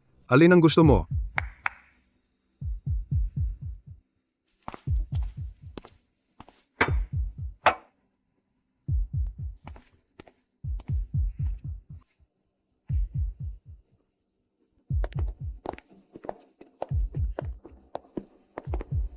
Napili mo na ba, Tabaking? Narito na po kayo, Ginoong Pei. Ako ang nobyo ni Ching Ching. Nagpakapal mukha akong pumunta para magpasukat sa kanya ng gown. Alam mong nakakapal mukha, pero pumunta ka pa rin.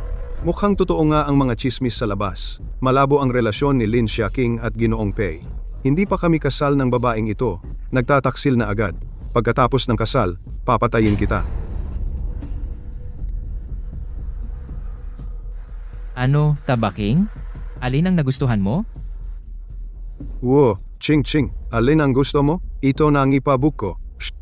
Sabi ko na, hindi na kailangang magsukat. Ching King, wala ka bang nagustuhan sa mga ito? Ayos lang. Magpapalit agad ako ng ibang set. Wag na. Hindi bagay. Ang baywang nito, 2 piye at 1 pulgada. Ang baywang ko, 3 piye at 6 na pulgada. Hindi kasya. At wala akong 1.75 metro para magsuot nito. 1.6 metro lang ang taas ko. Nagkakamali ka ba sa taas ko? Pwede pa yung isang yon. Pero ayaw ko nang nagpapakita ng hita. Akala ko, si Ginoong Pei ang matalas ang dila. Pero mas matalas pala si Binibining Lin. Ikaw.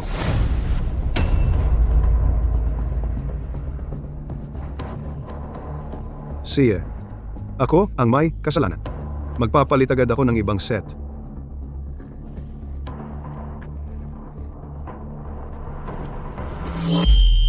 Pei Xiao, mauna na ako. Sandali lang. Tingnan mo ito, kamusta? Talagang ikaw ang pangalawang anak ng pamilya Pei. Mas maganda ang taste mo kaysa kay Xue Changlin ng ilang beses. Ang ganda. Bagay ito sa kanya. Ito ang isusuot mo sa kasal?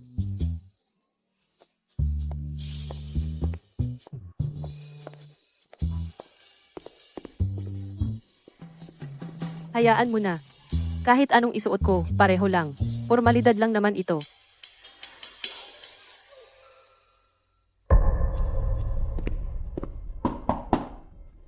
Pei Xiao, dumating na si Shen Xiao.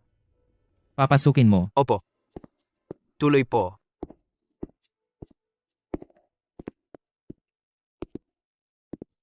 Nakapagdesisyon ka na? Nasaan ang tiyuhin mo? May ipinadala na akong tao para ma-distract ang atensyon. Pero hindi natin matiyak ang haba ng operasyon. Pwedeng may mangyari sa gitna. Kailangan nating maging handa. Huwag kang mag-alala. May pamilya akong umaasa sa akin. Mahal ko ang buhay ko. Huwag mo akong titigan ng ganyan. Huwag mong subukang ibahin ang pagtingin ko. Wala akong interes sa'yo. Interesado ako sa munting tabatsing-tsing ninyo. Shen Hong. Nagbibiro lang ako. Basta, mag-ingat ka. Kapag may nangyari sa iyo, hindi nila palalampasin. Ang matanda at si Pei Bakang, at lalamunin ng Pei Group. Hindi mangyayari iyon.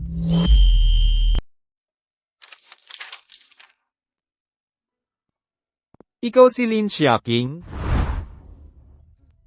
Kumusta, Dr. Gia? Kumusta?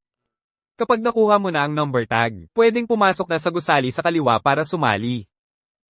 Salamat, Dr. Gia. Walang anuman. Aalis na ako. Ganun pa rin talaga si Kuya, palaging maalalahanin at mabait. Kahit na ako'y isang ordinaryong first-year medical student lang, pantay-pantay ang pagtrato niya sa lahat. May pinakamabuting puso sa buong mundo. Kaya mo yan, tol. Talagang magwawagi ako ng first place. Sana maalala ni Second Young Master ang usapan natin. Sige, maghihintay ako.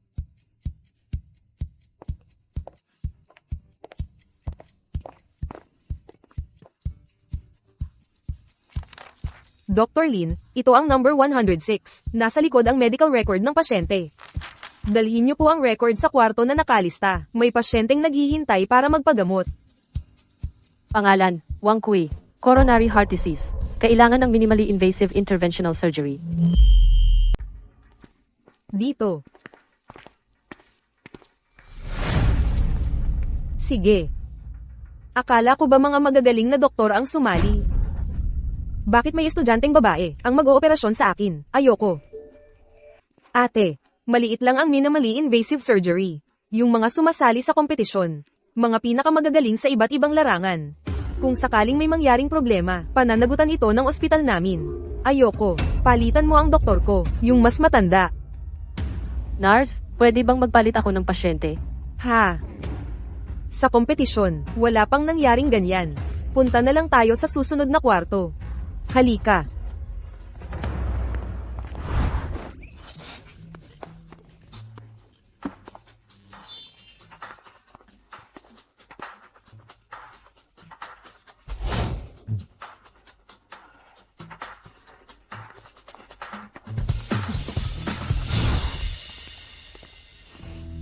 Ito na ang huli.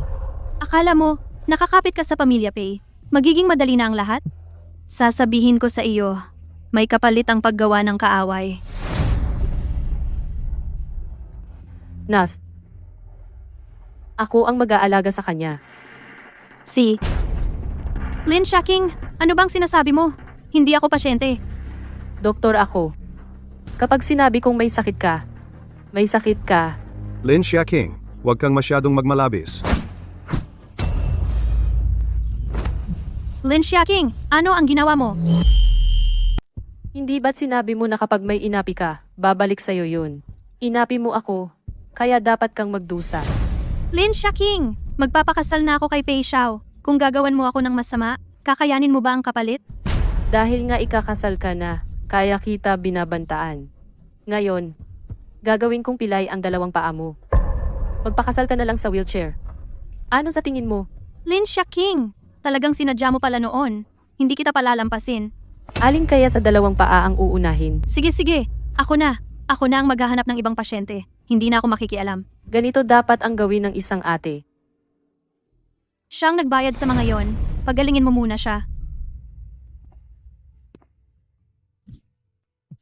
Kapag nakalaya ka na, huwag kang magtatangka. Kung kaya kitang patumbahin ngayon, kaya kitang gawing walang magiging anak habang buhay. Napakasama mong babae. Si, dalhin mo na rito ang pasyente.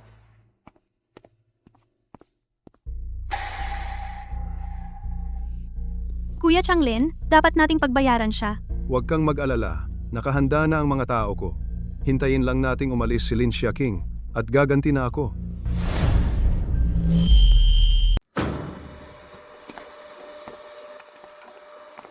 Dr. Lin, ang video ng operasyon mo, naipadala na kina Director at Dr. Gia. Pinupuri ka nila ng todo. Malamang ikaw ang magiging number 1 ngayon. Salamat. Hello, ikaw ba si MS, Lin? Ako nga. Halika na, sumama ka sa akin. Alam na ni Dr. Gia, tungkol sa pasyenteng numero 106. Papuntahin ka niya.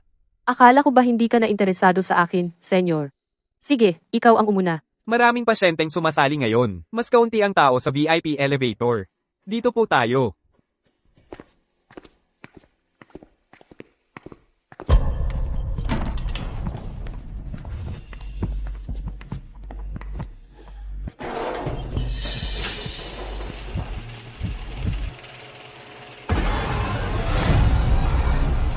Sino ka?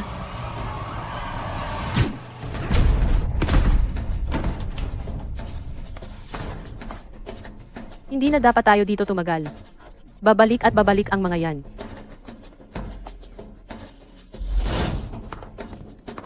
Ang bilis nila. Habulin.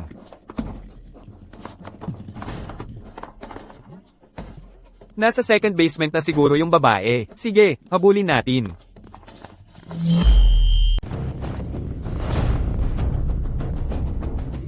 Tiangzi. Nandyan siya. Boss, ang ganda ng katawan niya. Mamaya, ikaw ang mauuna. Sige. Tandaan mo.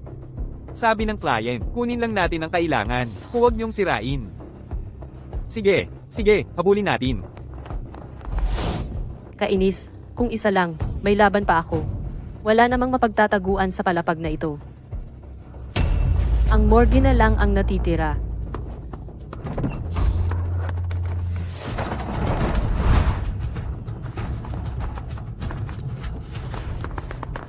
Habulin.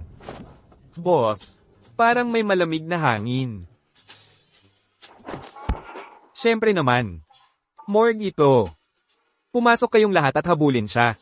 Sige na. Boss, ikaw muna.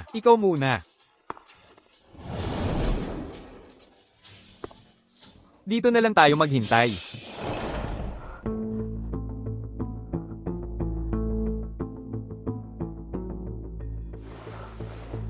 Arg, ang kulit talaga ng babaeng ito. Kapag nahuli kita, babaliin ko ang binti mo. Hindi pwedeng ganito ang sitwasyon. Maaaring mahuli tayo. Naalala ko, may pribadong daanan dito. Papunta sa pribadong operating room para sa mga VIP.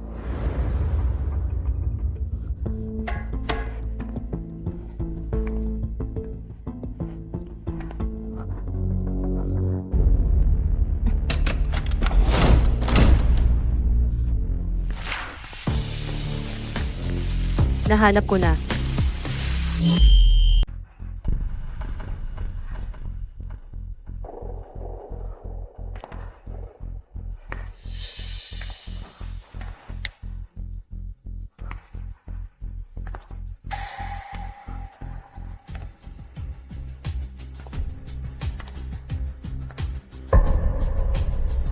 Assistant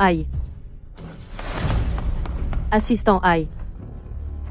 Hindi maganda. Tiyak na may ginawang operasyon si Pei Zhengyang nang hindi ko alam. Nalason ka. Buti na lang naparito ako agad.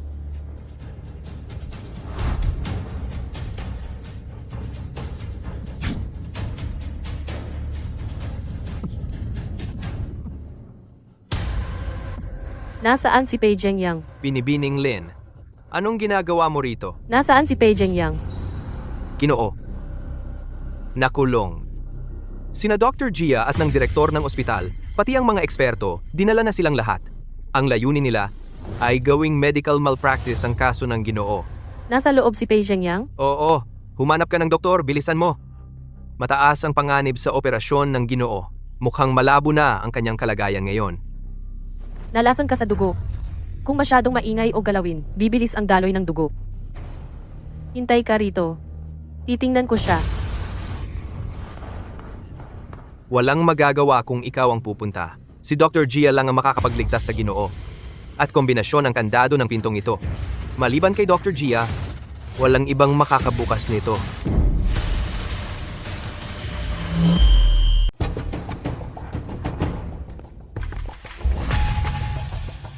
Sabi ni Ahay, dinala nila yung doktor.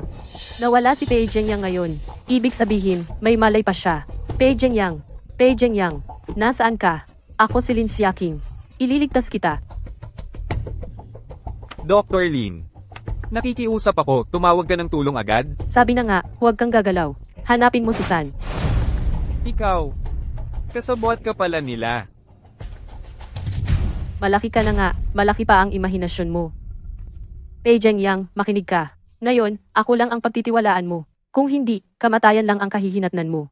Mayroon kang si Xiongxiong at si Lolo. Kung mawawala ka, hindi sila magtatagal. Subukan natin ang swerte. Baka manalo pa tayo.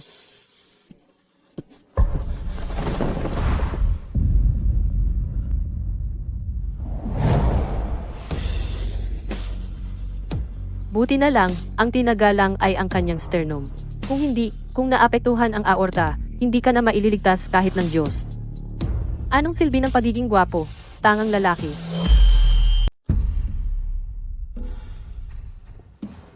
Huwag kang kikilos at huwag kang magsasalita. Pwede kang hindi maniwala sa akin. Pero ngayon, ako lang ang makakapagligtas sa iyo. Malaki ang taya ko kay Dr. Jia. At ginamit ko pa ang medical competition bilang panakip butas, pero hindi pa rin nagtagumpay. Nadala si Dr. Jia at pinilit sumali ng batang mataba. Hindi ko alam kung mamamatay ba siya. At kung sisisihin siya ni Lolo at ng iba. Huwag kang kikilos. Hindi kita pababayaan. At hindi rin kita ililigtas ng walang kapalit. Alagaan mo si Xiong Xiong.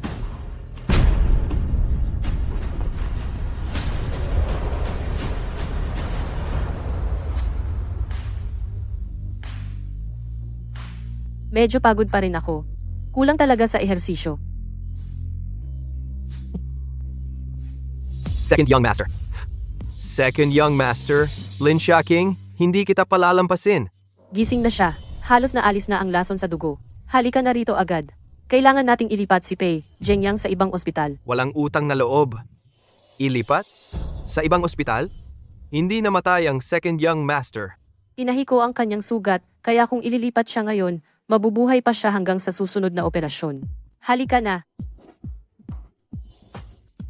Miss Lin, pasensya na. Nagkamali ako. Sa hinaharap, kahit anong hirap ang ipagawa mo sa akin, gagawin ko. Tama na. Kung iiyak ka pa, talagang mamamatay si Young Master P. Miss Lin, ano na ang gagawin natin ngayon? Hindi na dapat tayo magtagal dito. Alam na ng mga kalaban ni Young Master P. Tiyak na pupuntahan nila para tiyakin kung patay na nga. Umalis na tayo agad.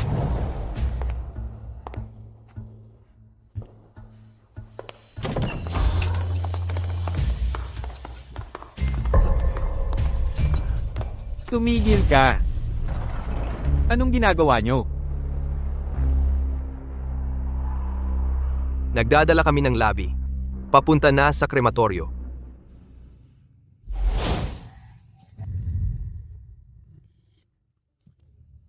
Ang malas naman. Sige, umalis na kayo.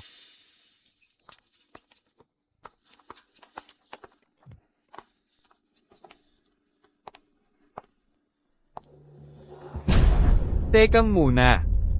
Kanina, ang tagal nating nagbantay dito, walang pumasok na kahit sino. Yung nurse kanina, si Lin Xiaoqing yun.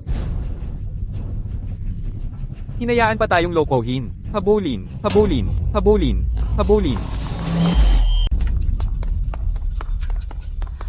Hello, ito ba ang Central Hospital? May pasyente kami na kailangang ilipat sa inyo. Nasa labas kami ng garahe. At may mga taong gustong saktan ang pasyente.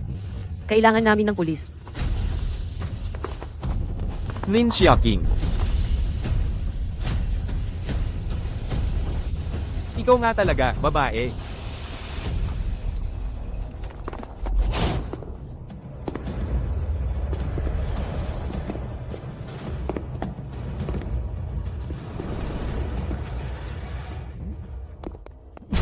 Lianzi, kanina sa silid, wala tayong nakitang tao. Ngayon, nagkita na tayo. Sino to? Jilin, itulak mo muna ang pangalawang Ginoo. Umalis na kayo. Kahit mamatay ako, ipagtatanggol ko kayo. Ang dami nila. Hindi tayo makakatakas. Kailangan nating mag-isip ng paraan para mag-away sila. Ito. Kuya, dumating ka rin para sunduin ako. Silang mga to ang gustong mag-kidnap sa akin. Kuya.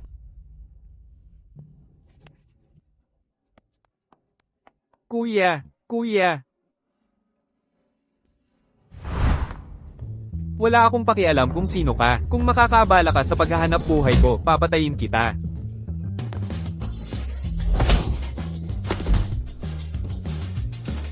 Hinawakan mo ang tropa ko, papatayin kita. So good.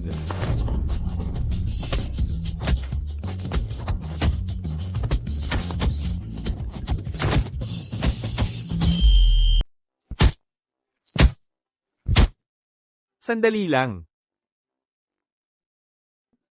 Hindi ako pinsan niya.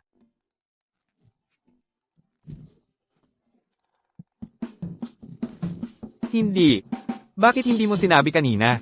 Tumakas na siya. Bobo ka ba? Humarap ka sa leader ko. Humarap ka sa kuya ko.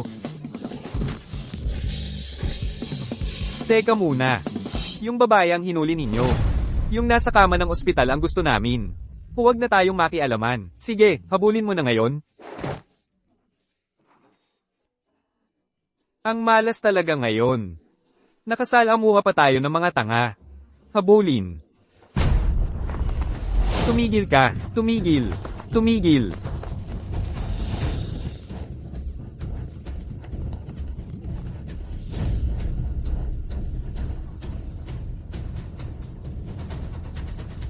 Huwag na, dumating na ang pulis.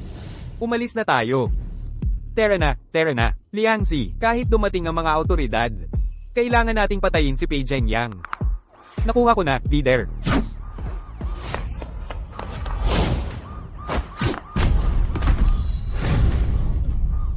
Alam mo ba kung bakit ako naghintay dito para sa inyo? Tatay Pei, pinapapatay niyo ba si Pei Zhengyang? Anong plano ninyo? Hindi ko sasabihin sa'yo. May lason ang mga karayom ko.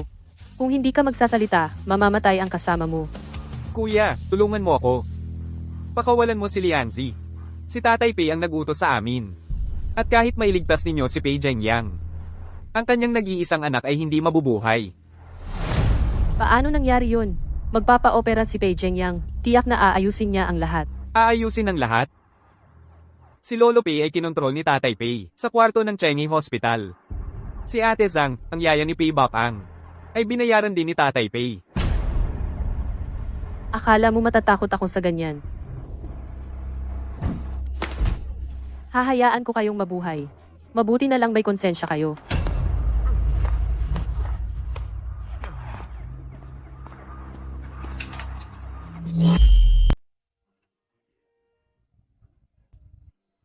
Sino ang gumawa ng open heart surgery na ito? Kailan ito ginawa? Gusto mo bang mamatay? Lilipat ka ng ospital ngayon? Si Dr. Gia ang gumawa. Si Dr. Gia pala. Okay lang. Kaya pala ang ganda ng tahi.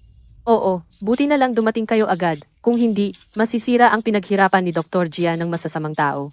Trabaho ko lang yan.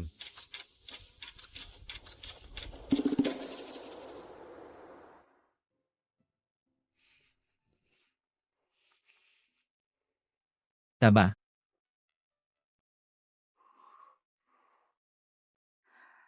Hindi mo na kailangang magsalita ngayon. Tatanungin kita ng ilang bagay. Kumindat ka na lang.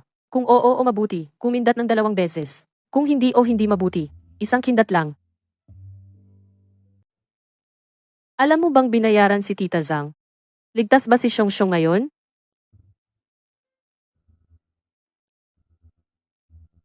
Tapos na ang operasyon mo? Gusto kong i-cancel mo ang engagement mo kay Lin Xiaoran. Payag ka ba? Dapat pinatay na lang kita sa operating table. Iniligtas ko ang buhay mo. Dapat may ipagkaloob ka sa akin. Bago ka magpakasal kay Lin Xiaoran, huwag kang lalabas ng kwartong ito. Huwag mong papalitan ang mga gamit dito. Gagalingin ko ang OCD mo.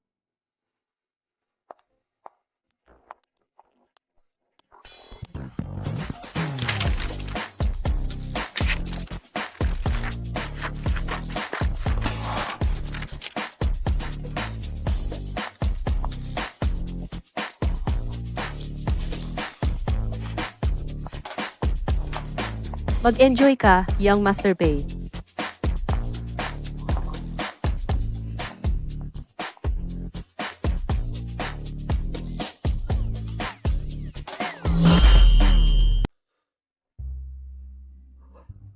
Hi. Bakit hindi pa dumarating ang IMAS? Dumating na si Xiao. Ito, ang tindi talaga ni Miss Lin. Tumahimik ka. Kumusta na ang mga preparasyon para sa kasal? Nalutas na po. Ngayong pagkakataon, ako mismo ang magpapatest ng DNA ni na Xiongxiong at ng batang mataba.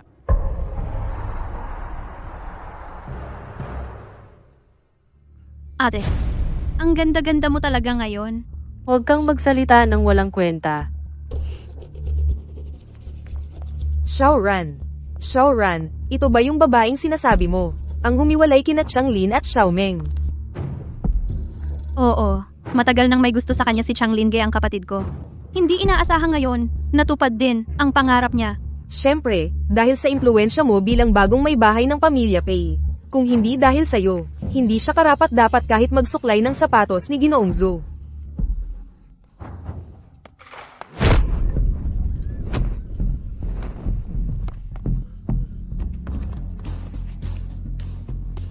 Ano ang nangyayari? Miss Lin, pinapunta ako ni Air Xiao para bantayan ka.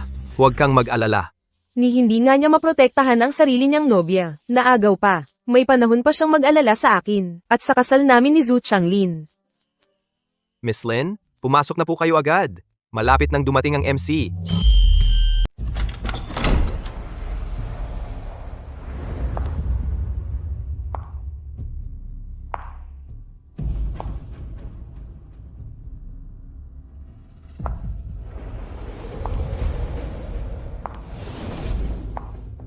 Siya ang aking anak na ipinagmamalaki ko.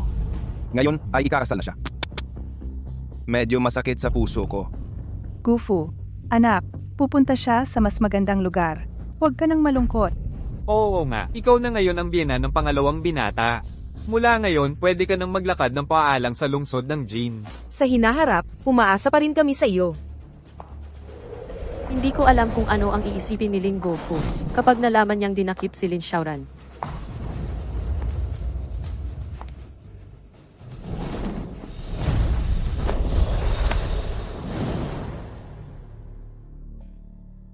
Nababaliw na talaga si Xue Changling ngayon, sinamahan pa ako.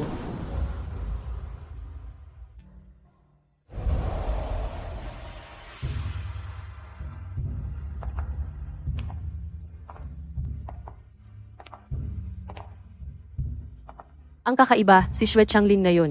May suot na 10 sentimetrong inner sole. Paano siya naging mas matangkad sa akin ng ganito? Ngayon ay ang napakagandang araw ng kasal, ng bagong kasal. Muli nating silang batiin sa pamamagitan ng palakpakan. Nababaliw na ba ang MC na ito? Dinakip na si Lin Xiaoran. Ano ang dapat nating batiin? Kawawa rin naman kami ni Xue Changling. Ni hindi man lang kami binanggit ng pangalan. Ngayon, anyayahan natin ang bagong kasal na umakyat sa entablado, upang masaksihan ng lahat ang kanilang pag-ibig.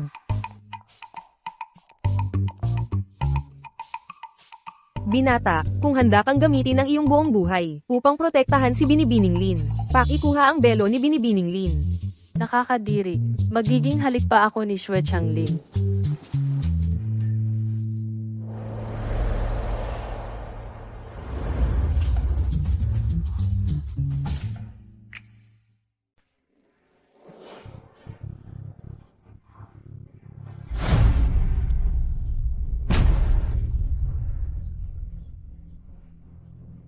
Nagulat ka ba, Tabaking Ching? Pei Zhengyang. Paano nangyari na ikaw ang pakakasalan ko? Dahil ikaw ang tunay na ina ni Xiongxiong. At dahil din, ikaw ang tunay na babae ng pamilya Pei. Alam mo na rin yan. Ngayon, Huwag ka munang magsalita. Kaya hanggang kailan mo balak itago sa akin? Na magkakaroon ako ng pangalawang anak kay Lin Xiaoran? Hindi ko hahayaang magkaroon kayong pangalawa. Ni Lin Xiaoran ng anak. Kaya noong iniligtas mo ako, nag-iwan ka ng karayom sa katawan ko. Para putulin ang lahi ko, Alam mo rin yan. nagpa-komprehensibong check-up ako. Nabigla ako. Kaya, binibinilin. Pwede ba kitang pakasalan? Pag-iisipan ko muna. Hindi ako nagmamadali. Hanggat hindi ka pumapayag, hindi sila makakaalis. Kung ganoon, magpakasal muna tayo. Kung hindi tayo magkatugma, aalisin ko si Xiongxiong. Huwag kang mag-alala. Hindi ko bibigyan ng pagkakataon yan. MC, ipagpatuloy mo. Binibini Lin, nais mo bang maging liwanag sa buhay ni Ginoong Pei at magbigay sigla sa kanyang buhay? Kung oo, halikan mo siya. Ngayon, taos-puso nating ipagbunyi ang bagong kasal. Maligayang pag-iisang dibdib.